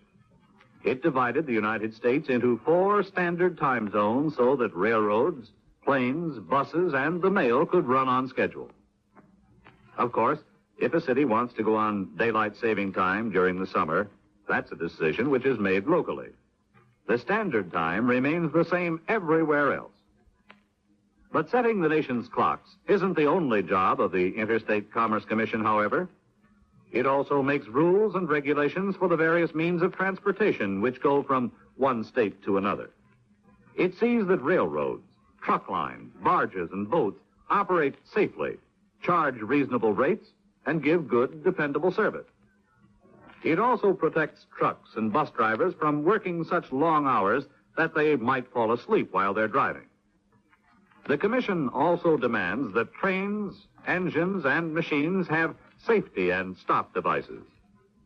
It is, in itself, a safety device to assure every one of us freedom from danger as we travel about our country.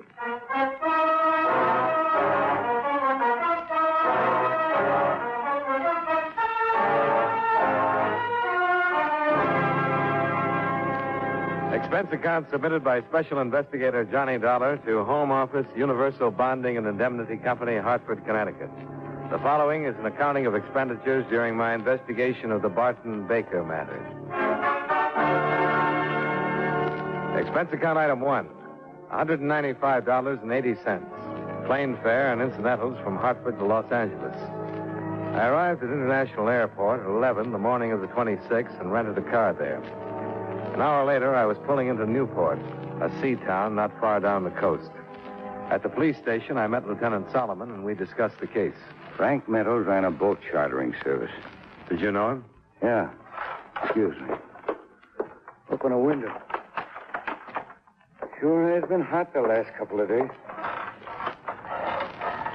Like a cold drink or something? No, thanks. Well, we got a report on the shots, and when we got there, Frank was dead. Shot 3 times. He had a gun been fired twice. Obviously shot it out with somebody. Any suspects? His partner, Dave Geller, owned the boat with Charlie. What makes you think Geller did it? Well, don't know for sure, but he's missing. Disappeared. Nothing else? No. It's the only thing we've got to go on. Any reason why Geller would kill Meadows? None that we know of. I know Dave as well as I did Frank. They always seem to get along. Never heard of any argument. But you know how those things are. A couple of guys get along fine for years, and then some little thing comes up. Yeah. Might be a woman. Just a woman or some particular woman? Frank has a wife. And Geller? No, he's not married. What's Mrs. Meadows like? Well, you got to talk to her anyway, don't you? Yeah. Then you can see for yourself. I'd say she was the kind that might cause a lot of trouble under the right circumstances. But that's only a personal observation. You might not think so at all. Here's the address. Well, thanks, Lieutenant. I'll let you know. Do that.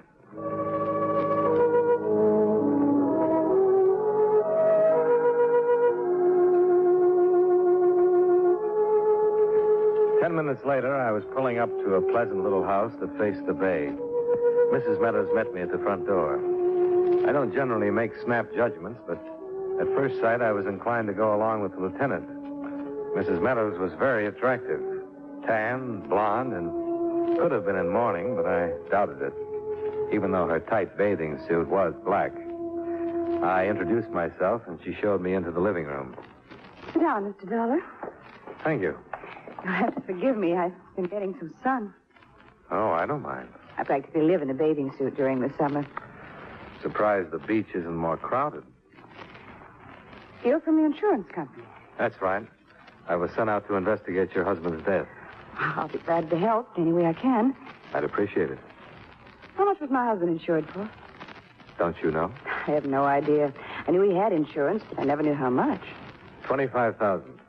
That much? Should buy you a lot of sun. When will I get it? Well, in a case like this, a murder has to be a complete investigation. And it's generally considered proper to bury the deceased before issuing a check. By the way, when is the funeral? It was this morning at 8 o'clock. What did they do? Dump him off a surfboard? I don't think I like that, Mr. Dollar. Oh, I'm just being a little sadistic. I always get that way when I see someone so broken up. Would it be better if I stayed in the house for a week and wore a black veil? Oh, no. But a little emotion would seem more natural. Would it help if I cried? Help who? Mr. Dollar, my husband's dead. Anything I might do wouldn't bring him back. If you don't approve, I'm afraid that's just too bad. Who do you think killed your husband? I have no idea. The police suspect his partner. I guess it's possible. Dave's missing. Can you think of any reason why Dave would kill your husband? They didn't get along too well. Lieutenant Solomon says they got along just fine. And I say they didn't.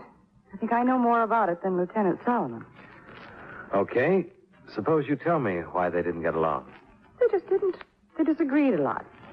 Over anything specific? Not particularly. The boat, things in general.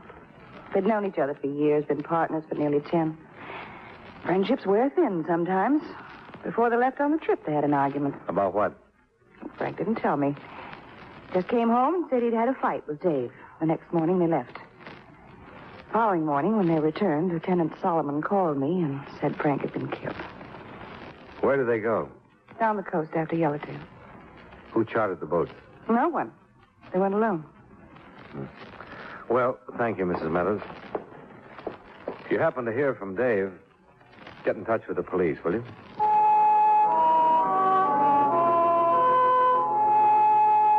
It was going on 4 o'clock when I left Mrs. Meadows standing in the doorway in her black bathing suit. I drove to a motel on the bay and was shown to my room, where I called Lieutenant Solomon. I wanted to take a look at the boat. You'll find it at Carlson's Landing, the J-Bell. Mrs. Meadows says her husband and Geller went fishing for yellowtail. Yeah. They catch any? They did. They didn't bring them back. No fish on the boat. Maybe they didn't really go fishing. Got any ideas? No, not a one. Just a guess. Trying to create a motive. What do you think of Mrs. Meadows? Oh, very attractive. Not a good enough motive? I didn't say that. I was just trying to come up with a better one. If you do, let me know. After meeting Mrs. Meadows, it won't be easy. You having her watched? If Dave Geller tries to contact her, we'll know about it. Mm-hmm. Hey, where's a good place to eat? You like seafood? Oh, by the ton. Try the restaurant right next to your motel. Via Marina. Steamed clams are great. Lieutenant, you have just created a glutton. Expense account item 2, $6.50 for a seafood dinner. While the bucket of clams digested, I drove to Carlson's Landing, where I located the J-Bell, Meadows and Geller's trim little fishing boat. A full moon was out over the Pacific, and the J-Bell rocked gently with the motion of the tide.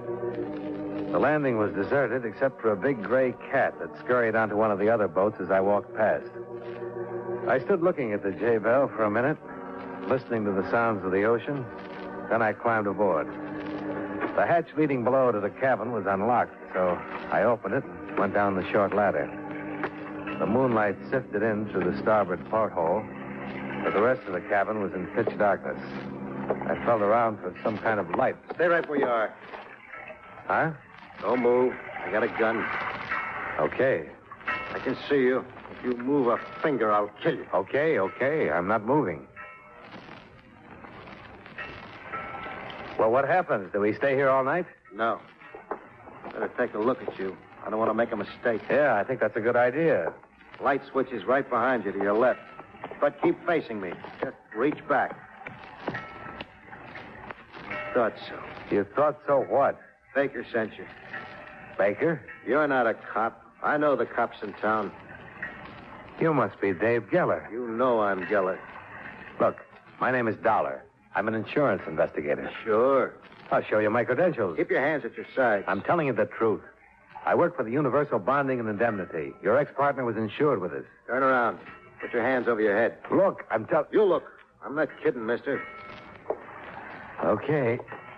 Now put them out in front and lean on the bulkhead. My wallet's in the inside left coat pocket. Insurance investigators always carry guns. Well, most of them take them off when they go to bed. That's very funny.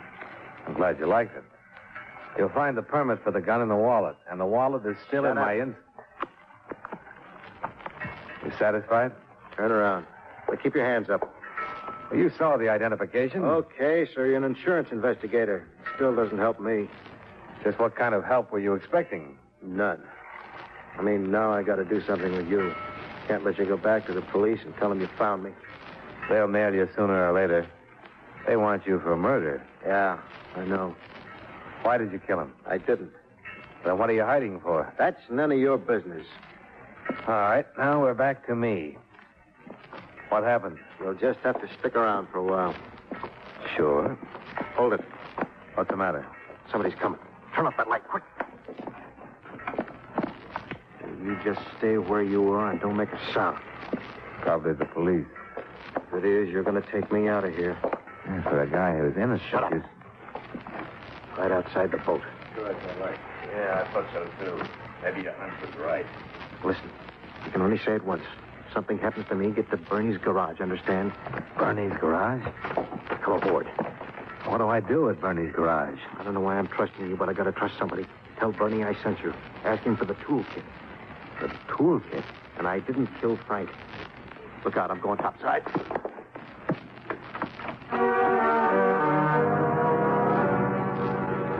He went up the ladder and out on deck, holding his gun in front of him.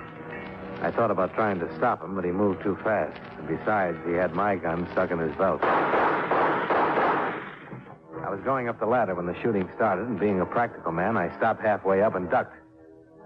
After a moment, I looked up through the hatch, and there, standing in the moonlight, was a tall, thin man dressed in a white suit. He was holding a gun, pointed right at my head. Well, good evening. Who got killed? Your friend, Mr. Geller. And now it looks like your turn, Mr. Dollar. Johnny Dollar. How do you do? My name's Baker. Barton W. Baker.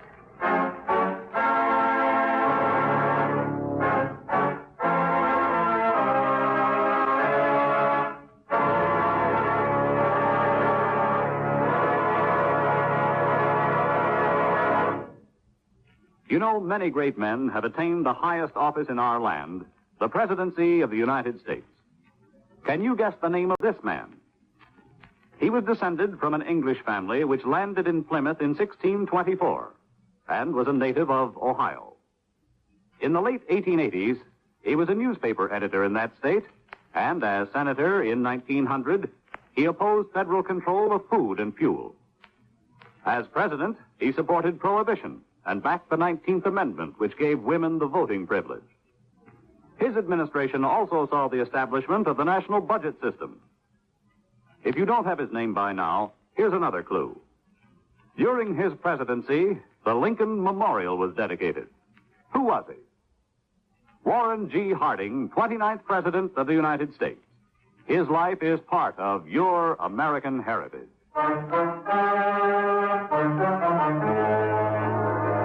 And now, with our star, John Lund, we bring you the second act of yours truly, Johnny Dollar.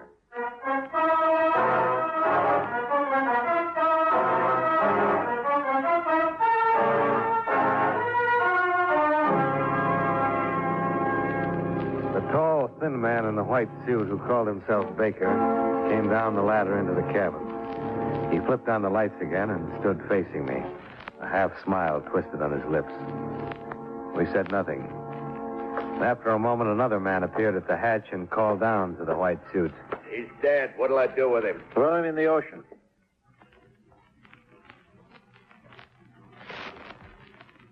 Actually, I had no desire to kill Mr. Geller. But you forced yourself. Had he offered his cooperation, he would be alive this minute.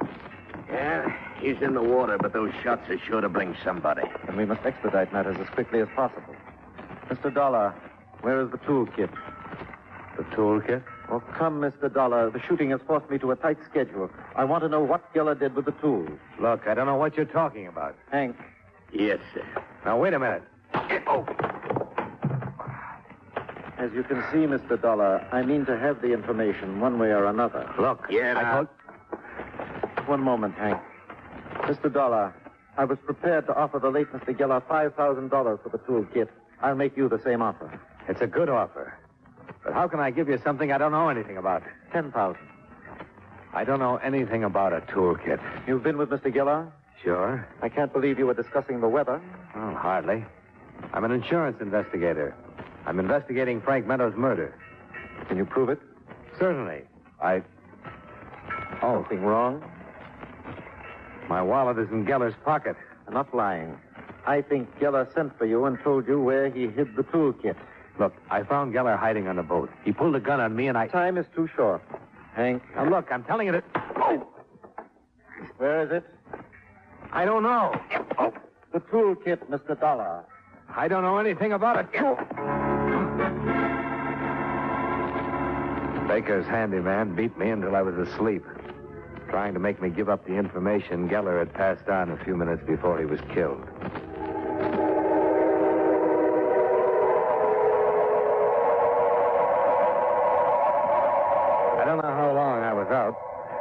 came to, I could hear breakers. I was lying on the beach looking up at the big moon and feeling my head throb as though it was stuck on the end of a drumstick. I managed to sit up and look around. I had no idea where I was, but a long groove in the sand that stretched away from me showed clearly that I'd been dragged from the street several hundred feet behind me. I stumbled to my feet, and that's when I saw her, walking along by the water, headed my way, her soft blonde hair blowing in the casual breeze. She was barefoot and wearing white shorts and a terry cloth shirt. I guess it was a little cool for the black bathing suit. She stopped when she saw me. Oh, good evening. Hello. Mr. Dollar, you're bleeding. Yeah, it happens sometimes. What are you doing out here? I'm waking up.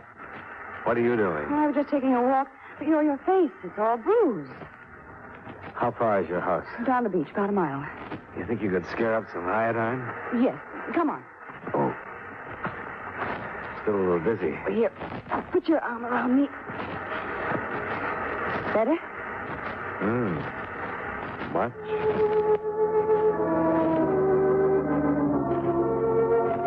I leaned on Mrs. Meadows while she steered me toward her house.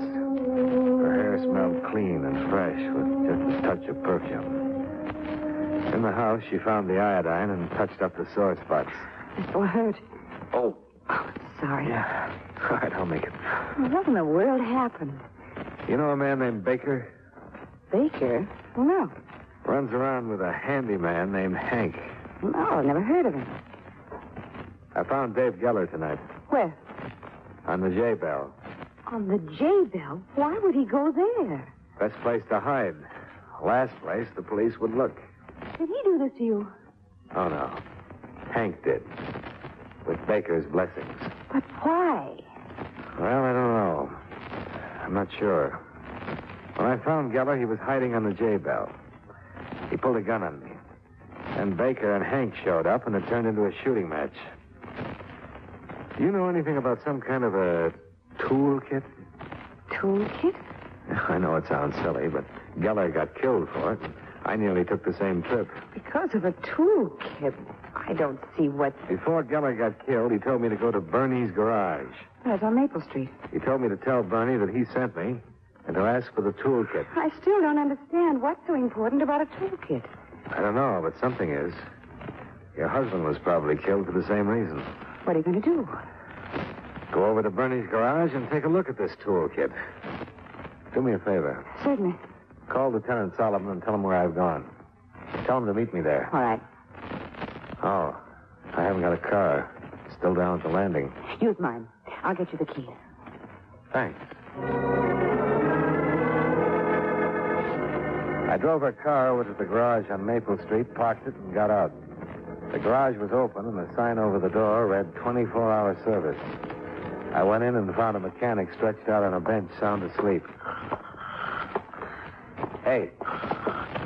Hey. Come on. Wake up. Yeah. Okay, I'm up. No, I'm awake. Guess I'm really knocking it off. Where can I find Bernie? You just woke him up. Dave Geller sent me over. That's all? Yeah. He said to pick up the toolkit. He did, eh? Yeah, he did. Now, where's the toolkit? How'd I know Dave sent you? Because I said he did. Something so important about a toolkit? Heck, no. But when Dave left us here, he said be sure and don't give it to no one except him. I can't just hand it over to you because you tell me Dave sent you. You better have Dave call me. He'd have a hard time talking with his mouth full of water. What you mean? He was killed and dumped in the bay. Now, Lieutenant Solomon will be here in a few minutes, so wheel out that toolkit. Dave was killed? That's right. First Frank and then... The toolkit, huh? Well, what's the matter? You a cop? No, I'm not a cop. Then I'm sorry. I'm an insurance investigator. I'm investigating 2 murders, Frank Meadows and Dave Geller. Insurance investigator? Well, that's kind of like a cop, ain't it? Everything but the feet. Got any identification? Now, look, are you going to get that toolkit, or do I have to... Okay, no, you don't have to get rough. I'll get it. It looks like somebody got kind of rough with you. Yeah, kind of. I got it stored in the parts department. How come you're so interested in a bunch of tools? Have you seen them? No. Box is locked tight. There it is. Just a plain old toolkit. Yeah. You got something I can bust this lock? Oh, no, wait a minute. Crowbar or something. Well, maybe we better wait for Lieutenant Solomon. If you ain't got a key, Will you get me that crowbar? Okay. It's against my principles. If Dave wanted you to pick up the kid, he should have called. He's dead. Remember? Oh, yes. Do you know who killed him? Man named Baker. Here's the bar. Thanks. Baker? Never heard of him. Oh, hey, I got a customer. Might be Solomon. Yeah.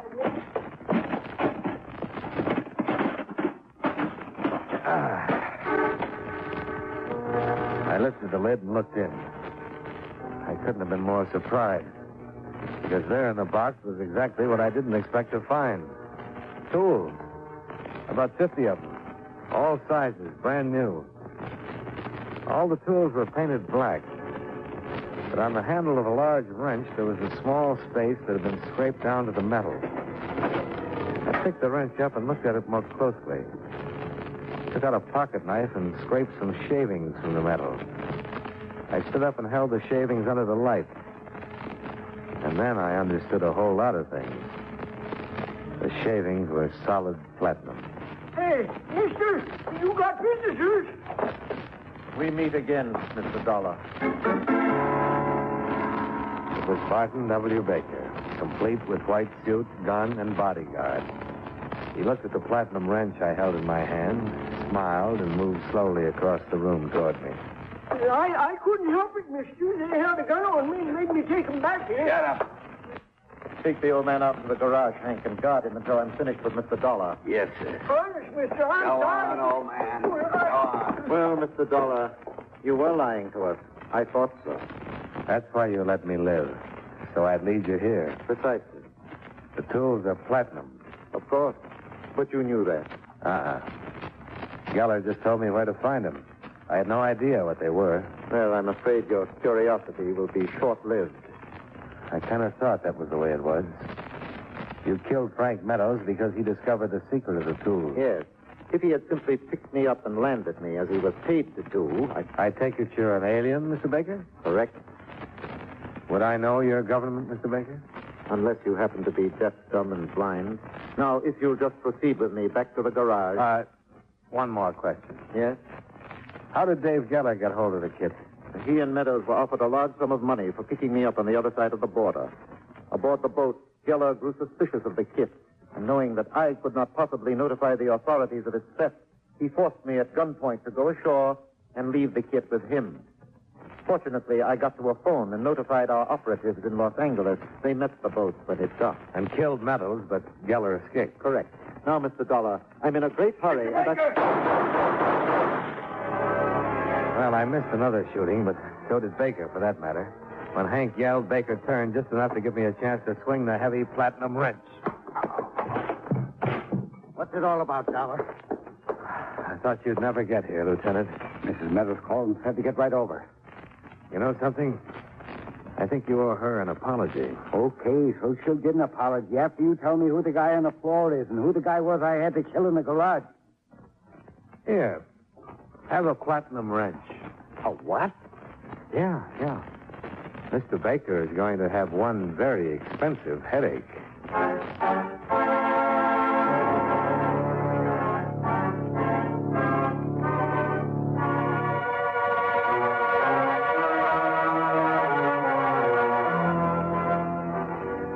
On the way over to my motel, I explained the events to Solomon, who did a little mumbling and shaking himself. Then, after a fresh shower and a change of clothes, I went over to Mrs. Meadows and expressed my most heartfelt thanks. Expense account item 3, $176.85. Motel bill and expenses for the next 2 days while I hung around Newport resting up. I saw Mrs. Meadows a few times before I left, but for some reason I didn't get much of a tan. Expense account items 5 and 6. $225 car rental, plane fare, and incidentals back to Hartford. Expense account total, $604.15. Oh, yes. Barton Baker comes up for trial on illegal entry, smuggling, and 3 counts of espionage. I hope he enjoys his stay in the USA. Yours truly, Johnny Dollar.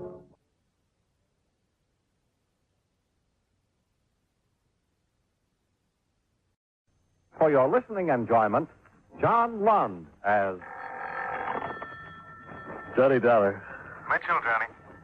What do you know about the land of milk and honey? Oh, at 4:30 in the morning. The sun's been up for 3 hours in Beirut, Lebanon. And it's shining brightly on a happy man by the name of Brett Cunningham on a shipwrecked yacht. Insured by you? Uh-huh. How much is Cunningham happy about? $90,000.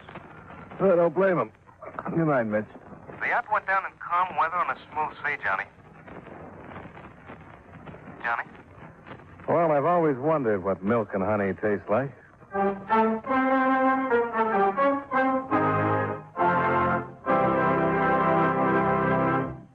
We'll return to our program in a moment.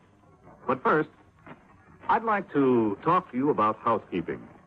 Recently, a woman was interviewing a prospective maid and asked her how she was on light housekeeping. Well, I'm sorry, ma'am, said the young lady. I never kept a lighthouse. I admit that's an old joke, but it generally gets a laugh. However, housekeeping is no joke. That's a job from which no one can escape, whether he lives in a house, an igloo, a military barracks, or a governmental building. Yes, housekeeping is a very important job, even in our government. Someone has to see that the plumbing doesn't leak, that electricity, oil, and coal aren't wasted, that the garden is kept in good shape, that the animals are fed, and that the people have a place outdoors in which to enjoy themselves. Actually, all these governmental household tasks are the work of the Department of the Interior, which at one time was called the Home Department. The biggest job of the department is conservation, the protection of the things that make our country a good place in which to live. The land, water, oil, coal, forests, minerals, fish, and wildlife. These are our natural resources. If it weren't for the conservation work of the Interior Department, before too long, all the farm and grazing lands would be washed or blown away, and all the wildlife would disappear from our fields and forests. Another important job of the department is the development of new natural resources and the caring for our national parks where people are free to go sightseeing or set up camp. And during wartime, the Secretary of the Interior has a special job, namely, making sure that sufficient oil and other fuels are available to our armed forces and defense industries. Yes, our governmental housekeeper, the Department of the Interior, has a most important and vital job in maintaining the comfort and welfare of every citizen of the United States.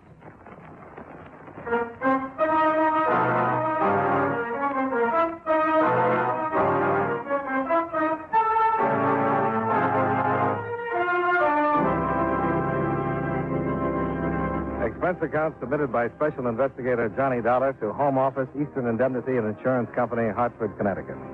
The following is an accounting of expenditures during my investigation of the milk and honey matter. Expense account item 1, $666.45. Airfare and incidentals between Hartford and Beirut, Lebanon. Quite a fabulous land, this one of Lebanon, where ancient mosques and biblical ruins stand hand in hand with the most ultra of modern hotels. And quite a fabulous character, this Brett Cunningham. I located him exactly 35 minutes after checking in at the St. George Hotel. He was just where everyone I questioned said he'd be. At the Suaita, a swank gambling casino just outside of town on the Beirut-Damascus highway. He was standing at one of the wheels, all 6'4" of him, face flushed and grinning, surrounded by stacks of chips, and a young, svelte brunette who clung to him with one hand And a champagne cocktail with the other. Faites vos jeux, mesdames et messieurs. Faites vos jeux, s'il vous plaît. What do you say we try 13 again, honey? That would be real George, Brett. Real George. Okay, baby, 13 it is. Are you Brett Cunningham? Uh-huh. Okay, Charlie, let her spin. My name is Johnny Dollar. I'd like to talk to you for a minute, Cunningham. Some other time. It's pretty important. Well, don't spin her so hard the next time, Charlie. It takes too long to get action for my money. You are American, no, mister? That's right. Nadia thinks you are real George, Mr. American. Well, thanks a lot. It's about that yacht of yours, Cunningham. Insurance? Yeah. I figured. Très noir et affaire. Hey, how about that? Stack them up for me, Charlie. Oui, monsieur. It's going to be a big night, baby. A big night. Oh, oui, Brett, real George. Faites vos jeux. About that yacht. You got my check with you, Dollar? That comes later. So what comes now? Some routine questions. Such as? Such as, how come your yacht went down in a smooth sea and calm weather? Oh, worried about a fraudulent claim? Are you? Hey, put these on double O, Charlie. Rien ne va plus.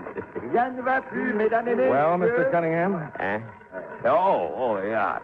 Well, she hit a derelict, stove in the bow, went down in less than 3 minutes. Just like that? Why not? I don't know. Then maybe you'd like to find out, huh? Well, no harm trying. Oh, sure. You do that, Dollar. You'll find me right here when you're ready to pay off.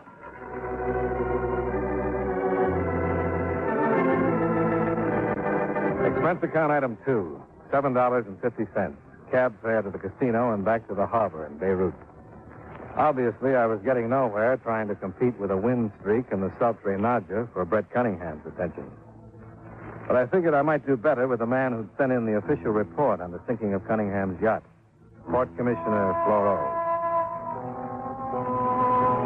I found Commissioner Floro on the second floor of a baked clay office building, which was surrounded by bales of drying sheepskins and casks of olive oil and dates.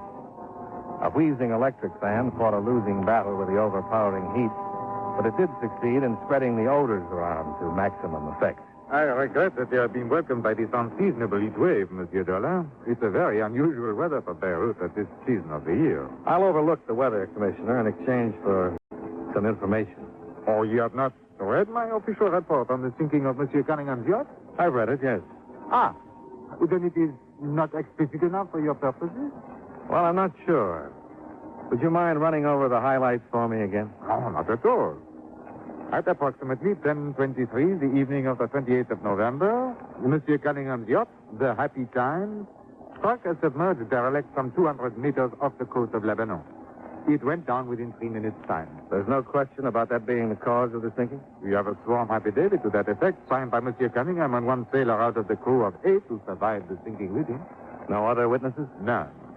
Anything else to back up their statement? A Lebanese gunboat proceeded to the scene the next day. It found considerable floating debris, such as the chairs, life preservers, and a large pool of oil. Also, it located the derelict, which was reportedly responsible for the accident, and destroyed it with gunfire. No sign of the yacht itself? Sounding equipment located it resting on the bottom in some 70 fathoms of water. Where was Cunningham going when he hit that derelict? Oh, he was en route from Istanbul, Turkey to Beirut. Pleasure trip? Oui. What about Cunningham himself? Oh, he has visited Beirut several times during the past year. Apparently wealthy, his source of income is unknown to us. He devotes much of his time to gambling while here. Any business associates? Friends? Only the croupiers. And that girl, Nadja? Oh, there are many like her here in Beirut. With Monsieur Cunningham, it is a different one each visit. Well, thanks for your trouble, Commissioner. Oh, pas de quoi, Monsieur Dollar. However, I have the feeling you are not entirely satisfied with the results of this interview. It was a clear moonlit night, Commissioner. A calm sea. There must have been lifeboats aboard. That is correct. I was just wondering why only 2 survivors out of a crew of 8. You find it a disturbing factor, Monsieur? Don't you? Yeah, my duty ends with the factual reporting of what has occurred, Monsieur Dollar. So does mine. Before I left him, Commissioner Floro gave me the name and the address of the sailor who'd survived the sinking. I found him deep in the native quarter behind the bazaars on a narrow, twisting street black with shadows that was called El Ekbad.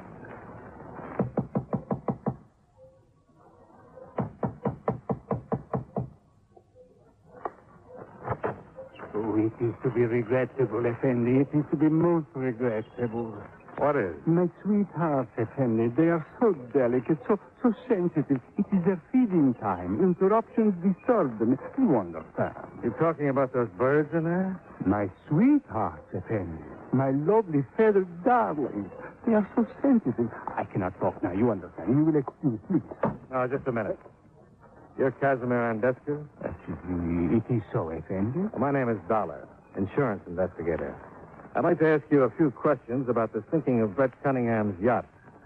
But what is there that Casimir Andescu, a humble sailor, could tell you about that, Effendi? That's what I'd like to find out. Very well. Come in, if you please. Here, Effendi. Please to be seated on the chapeau, if it does not offend you by its humbleness. No, it'll do fine. Now, if you do not mind, I will feed the hearts of my heart while we talk. They are so hungry, poor things, and they're so sensitive. Oh, go right ahead. I have collected them from all over the world, Effendi. My favorites, such as Fatima here, I take with me on all my voyages. I'm interested in your last voyage. What happened? It was so unfortunate, Effendi. It was about 10 o'clock on the night on the 28th of November, some 200 meters off the shore of Lebanon. The yacht she struck a derelict and went down in less than 3 minutes. So unfortunate. Now tell me what really happened. Effendi, I've sworn to this information before the commissioner of the port. I read the report. I don't have to believe it. Dear Krishna, beloved of all beloveds, for you, my sweetest one.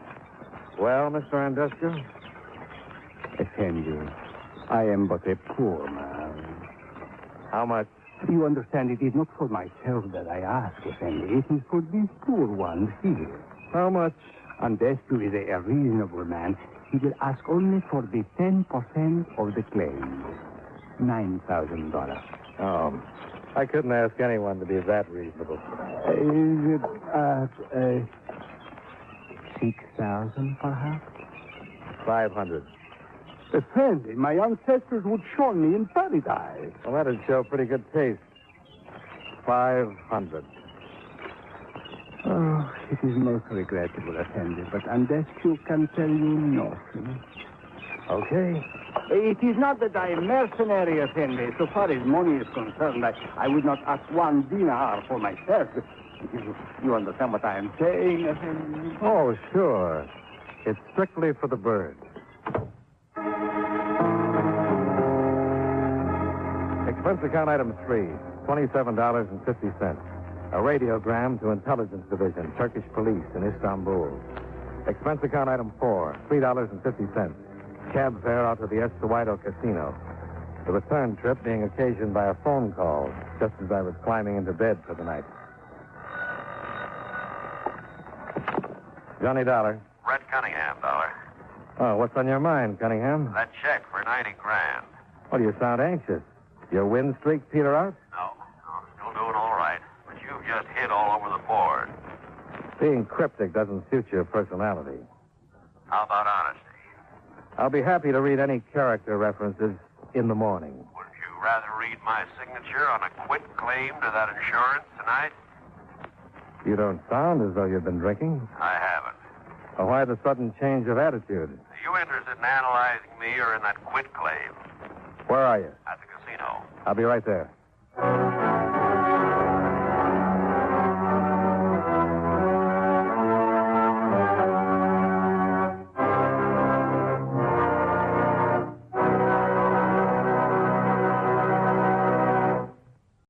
You know, many great men have attained the highest office in our land, the presidency of the United States. Can you guess the name of this man? The son of a Baptist minister, he entered Union College at Schenectady, New York, at the age of 15. He was the fourth vice president to become president through the death of the chief executive. One of his first acts as president was the signing of the Civil Service Act. The territory of Alaska was organized during his administration, and standard time was adopted throughout the country. If you don't know his name by now, here are two more clues. While he was president, the American Federation of Labor was organized, and the Brooklyn Bridge was completed. Who was he? Chester Allen Arthur, 21st President of the United States. His life is part of your American heritage.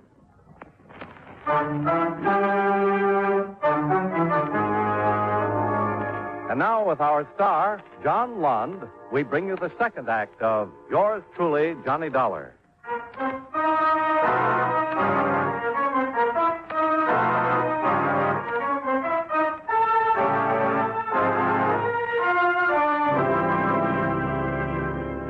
I was stopped at the edge of the casino parking area by an efficient-looking Lebanese police sergeant.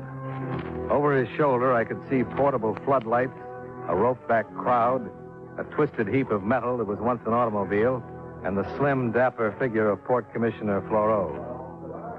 I managed to catch Floro's eye, and he waved me inside the rope and past the guard.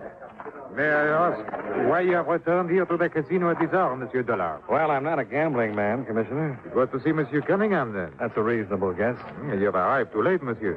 Is that Cunningham's car? Oui. Explosive wire to the starter.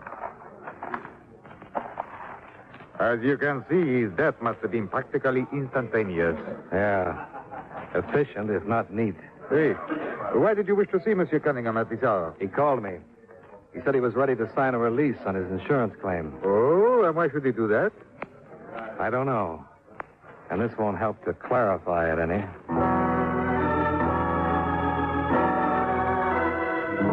For the next 3/4 of an hour, Commissioner Floro conducted a crisp, thorough investigation and came up with nothing. One of the police sergeants drove me back to my hotel. Nadja was waiting for me in the lobby. Hello, Mr. Dollar. Well, hello, Nadja. I see you're not wearing mourning. You know you're real cute, Mr. Dollar. Nadia likes you. Nadja liked Brett Cunningham, too. Oh, sure.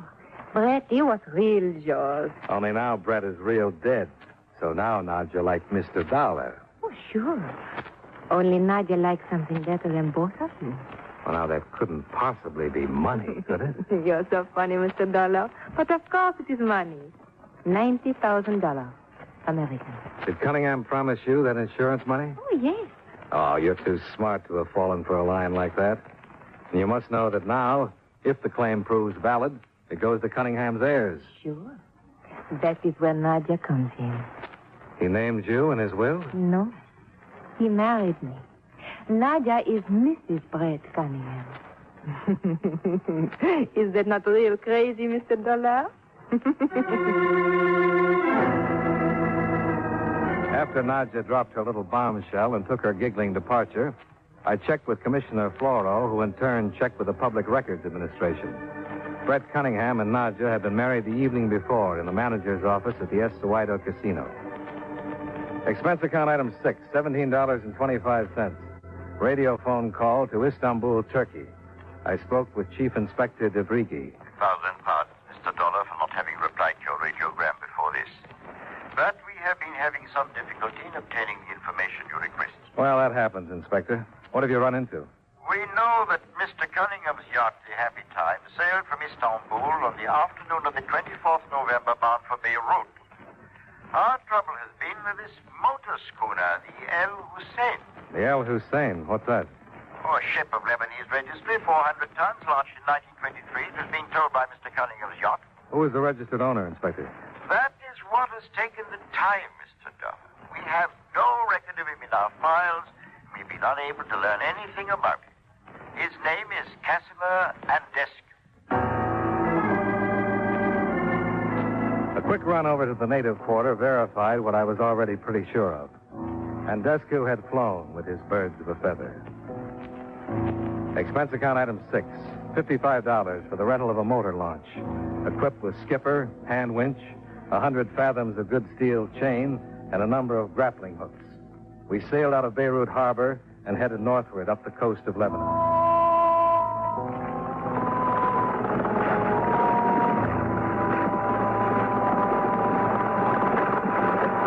Some 4 hours and 35 boring minutes later, the boatman roused me from a sun-induced doze. There, Effendi, upon the shore. That is the ruined tower which you seek. Fits Commissioner Floro's description, all right. And now, Effendi? We'll do some fishing.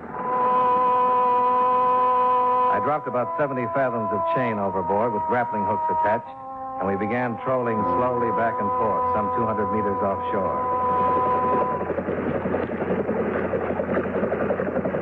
Approximately 2 hours before sundown, we got our first bite. We have hooked something, Effendi. Well, it's about time. Let's see what it is.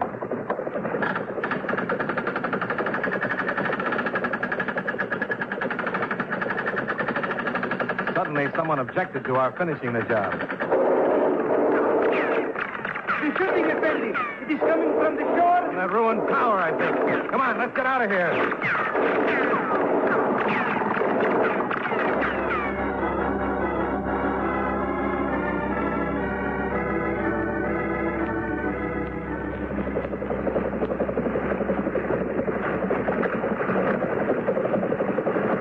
Monsieur Dollar! Is that you, Monsieur Dollar? Yeah, it's me, Commissioner.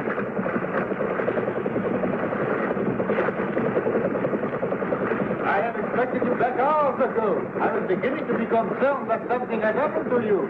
It almost did. I will tie up Effendi. Okay. Watch it.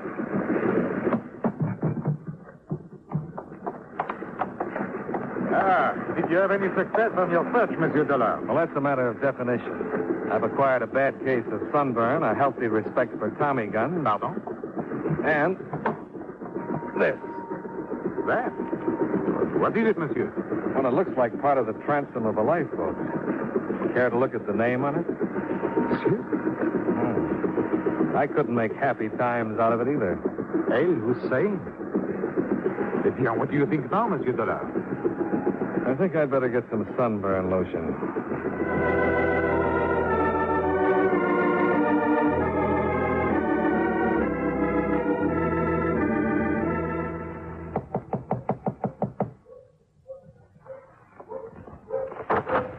Oh, it is you, Mr. Dollar. Oh, what has happened to your face? It looks so funny. I was hoping you'd skip the compliments and invite me in. Oh, sure, Johnny. Thanks. You come here not to pay neither the check, Johnny? I'm going to do something better than that. You're real crazy, Johnny. Nadia likes you. How well do you like Casimir Andescu? Him? He's a nothing. Why do we talk about him? Well, if we don't, somebody might get the idea that you're guilty of fraud and murder. Johnny, now you're not being real crazy anymore. Nadia did not do these things you say. Somebody murdered her husband, Brett Cunningham. Oh, sure, but Nadia did not do this. And somebody tried to defraud an insurance company out of $90,000 by sinking an ancient wreck called the El Hussein instead of a yacht. Oh, Johnny. Then you know about this. And now Nadia will not get the money. That's the general idea. That is not nice, Johnny. Why should you tell anyone?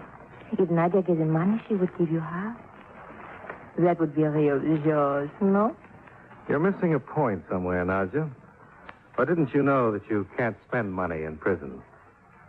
If Nadia tell you about Casimir and Eskew, then she does not have to go?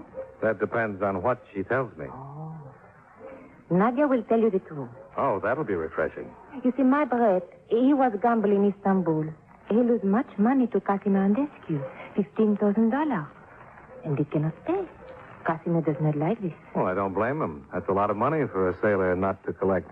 Johnny, Casimir is no sailor. He's a big gambler, big smuggler, a real businessman. My apologies to Casimir. Anyway, for Brett to pay off, Casimir tell him what to do about the boat, and they will make the 50-50 on insurance. That was good sense, no?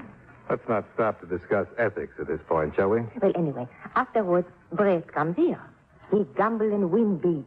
So he wants to pay Casimir back what he owes from Istanbul. Brett figured he could collect all the insurance himself, then. Oui.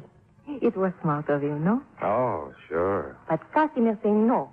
And Brett get angry. And that's when he pulled his dog in the manger bit. What, Johnny? He told Casimir that if he couldn't have it all, he'd see that Casimir didn't have any. So he phoned me to call the whole thing off. Just a bluff to scare Casimir into giving him a better deal. Oui.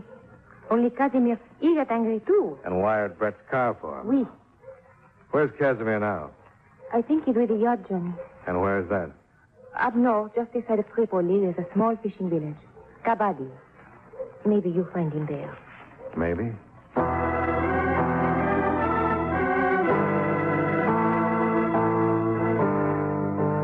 It's some 80 kilometers up the coast road from Beirut to Kabadi. Commissioner Floro's car made it in slightly less than an hour. It took some 40 minutes longer to make a few discreet inquiries and to locate the yacht in a well-concealed inlet.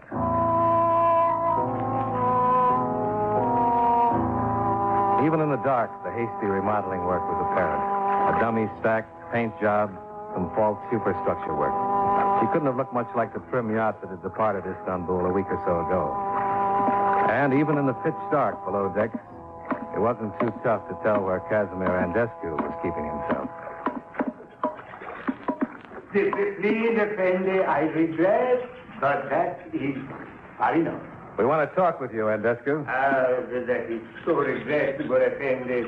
But it is night and sleep time for my sweetheart. They are so sensitive. To have their slumber disturbed would upset them for days. You weren't that considerate about Brett Cunningham. Oh, that one. A man of immoral stature, Effendi, without honesty or scruples. To such a one, the fate which befell him was most just. You pulled a few fast shuffles in your time, too. Effendi, you are attempting to approach me, please? I should dislike very much to disturb my beloved with the sound of the firearms. You have no idea how objectionable the noise is to Fatima and the others. You weren't so particular about the noise you made with that Tommy gun. Ah, yes. A regrettable incident. Unfortunately, the heat refraction upon the water disturbed my aim. Obviously, your fishing expedition was successful. Successful enough to provide ground for your arrest on charges of fraud and murder, Monsieur Andescu. Yeah. That is most regrettable, Effendi.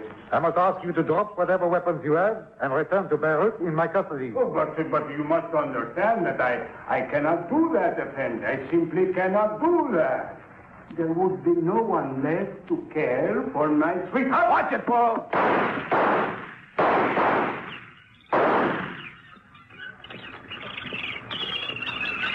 Floro? All right, Monsieur Dillon. Shine your light into that corner. See? Andescu should not have attempted to battle his way out, Dollar. It was the wrong thing for him to do. He was right about one thing, though. Oh? Those birds did object to the noise.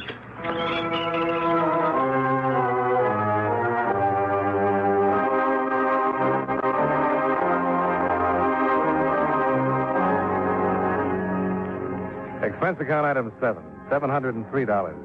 Airfare and incidentals from Beirut, Lebanon, back to Hartford.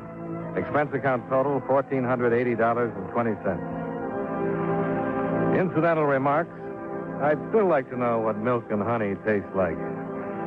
Yours truly, Johnny Dollar.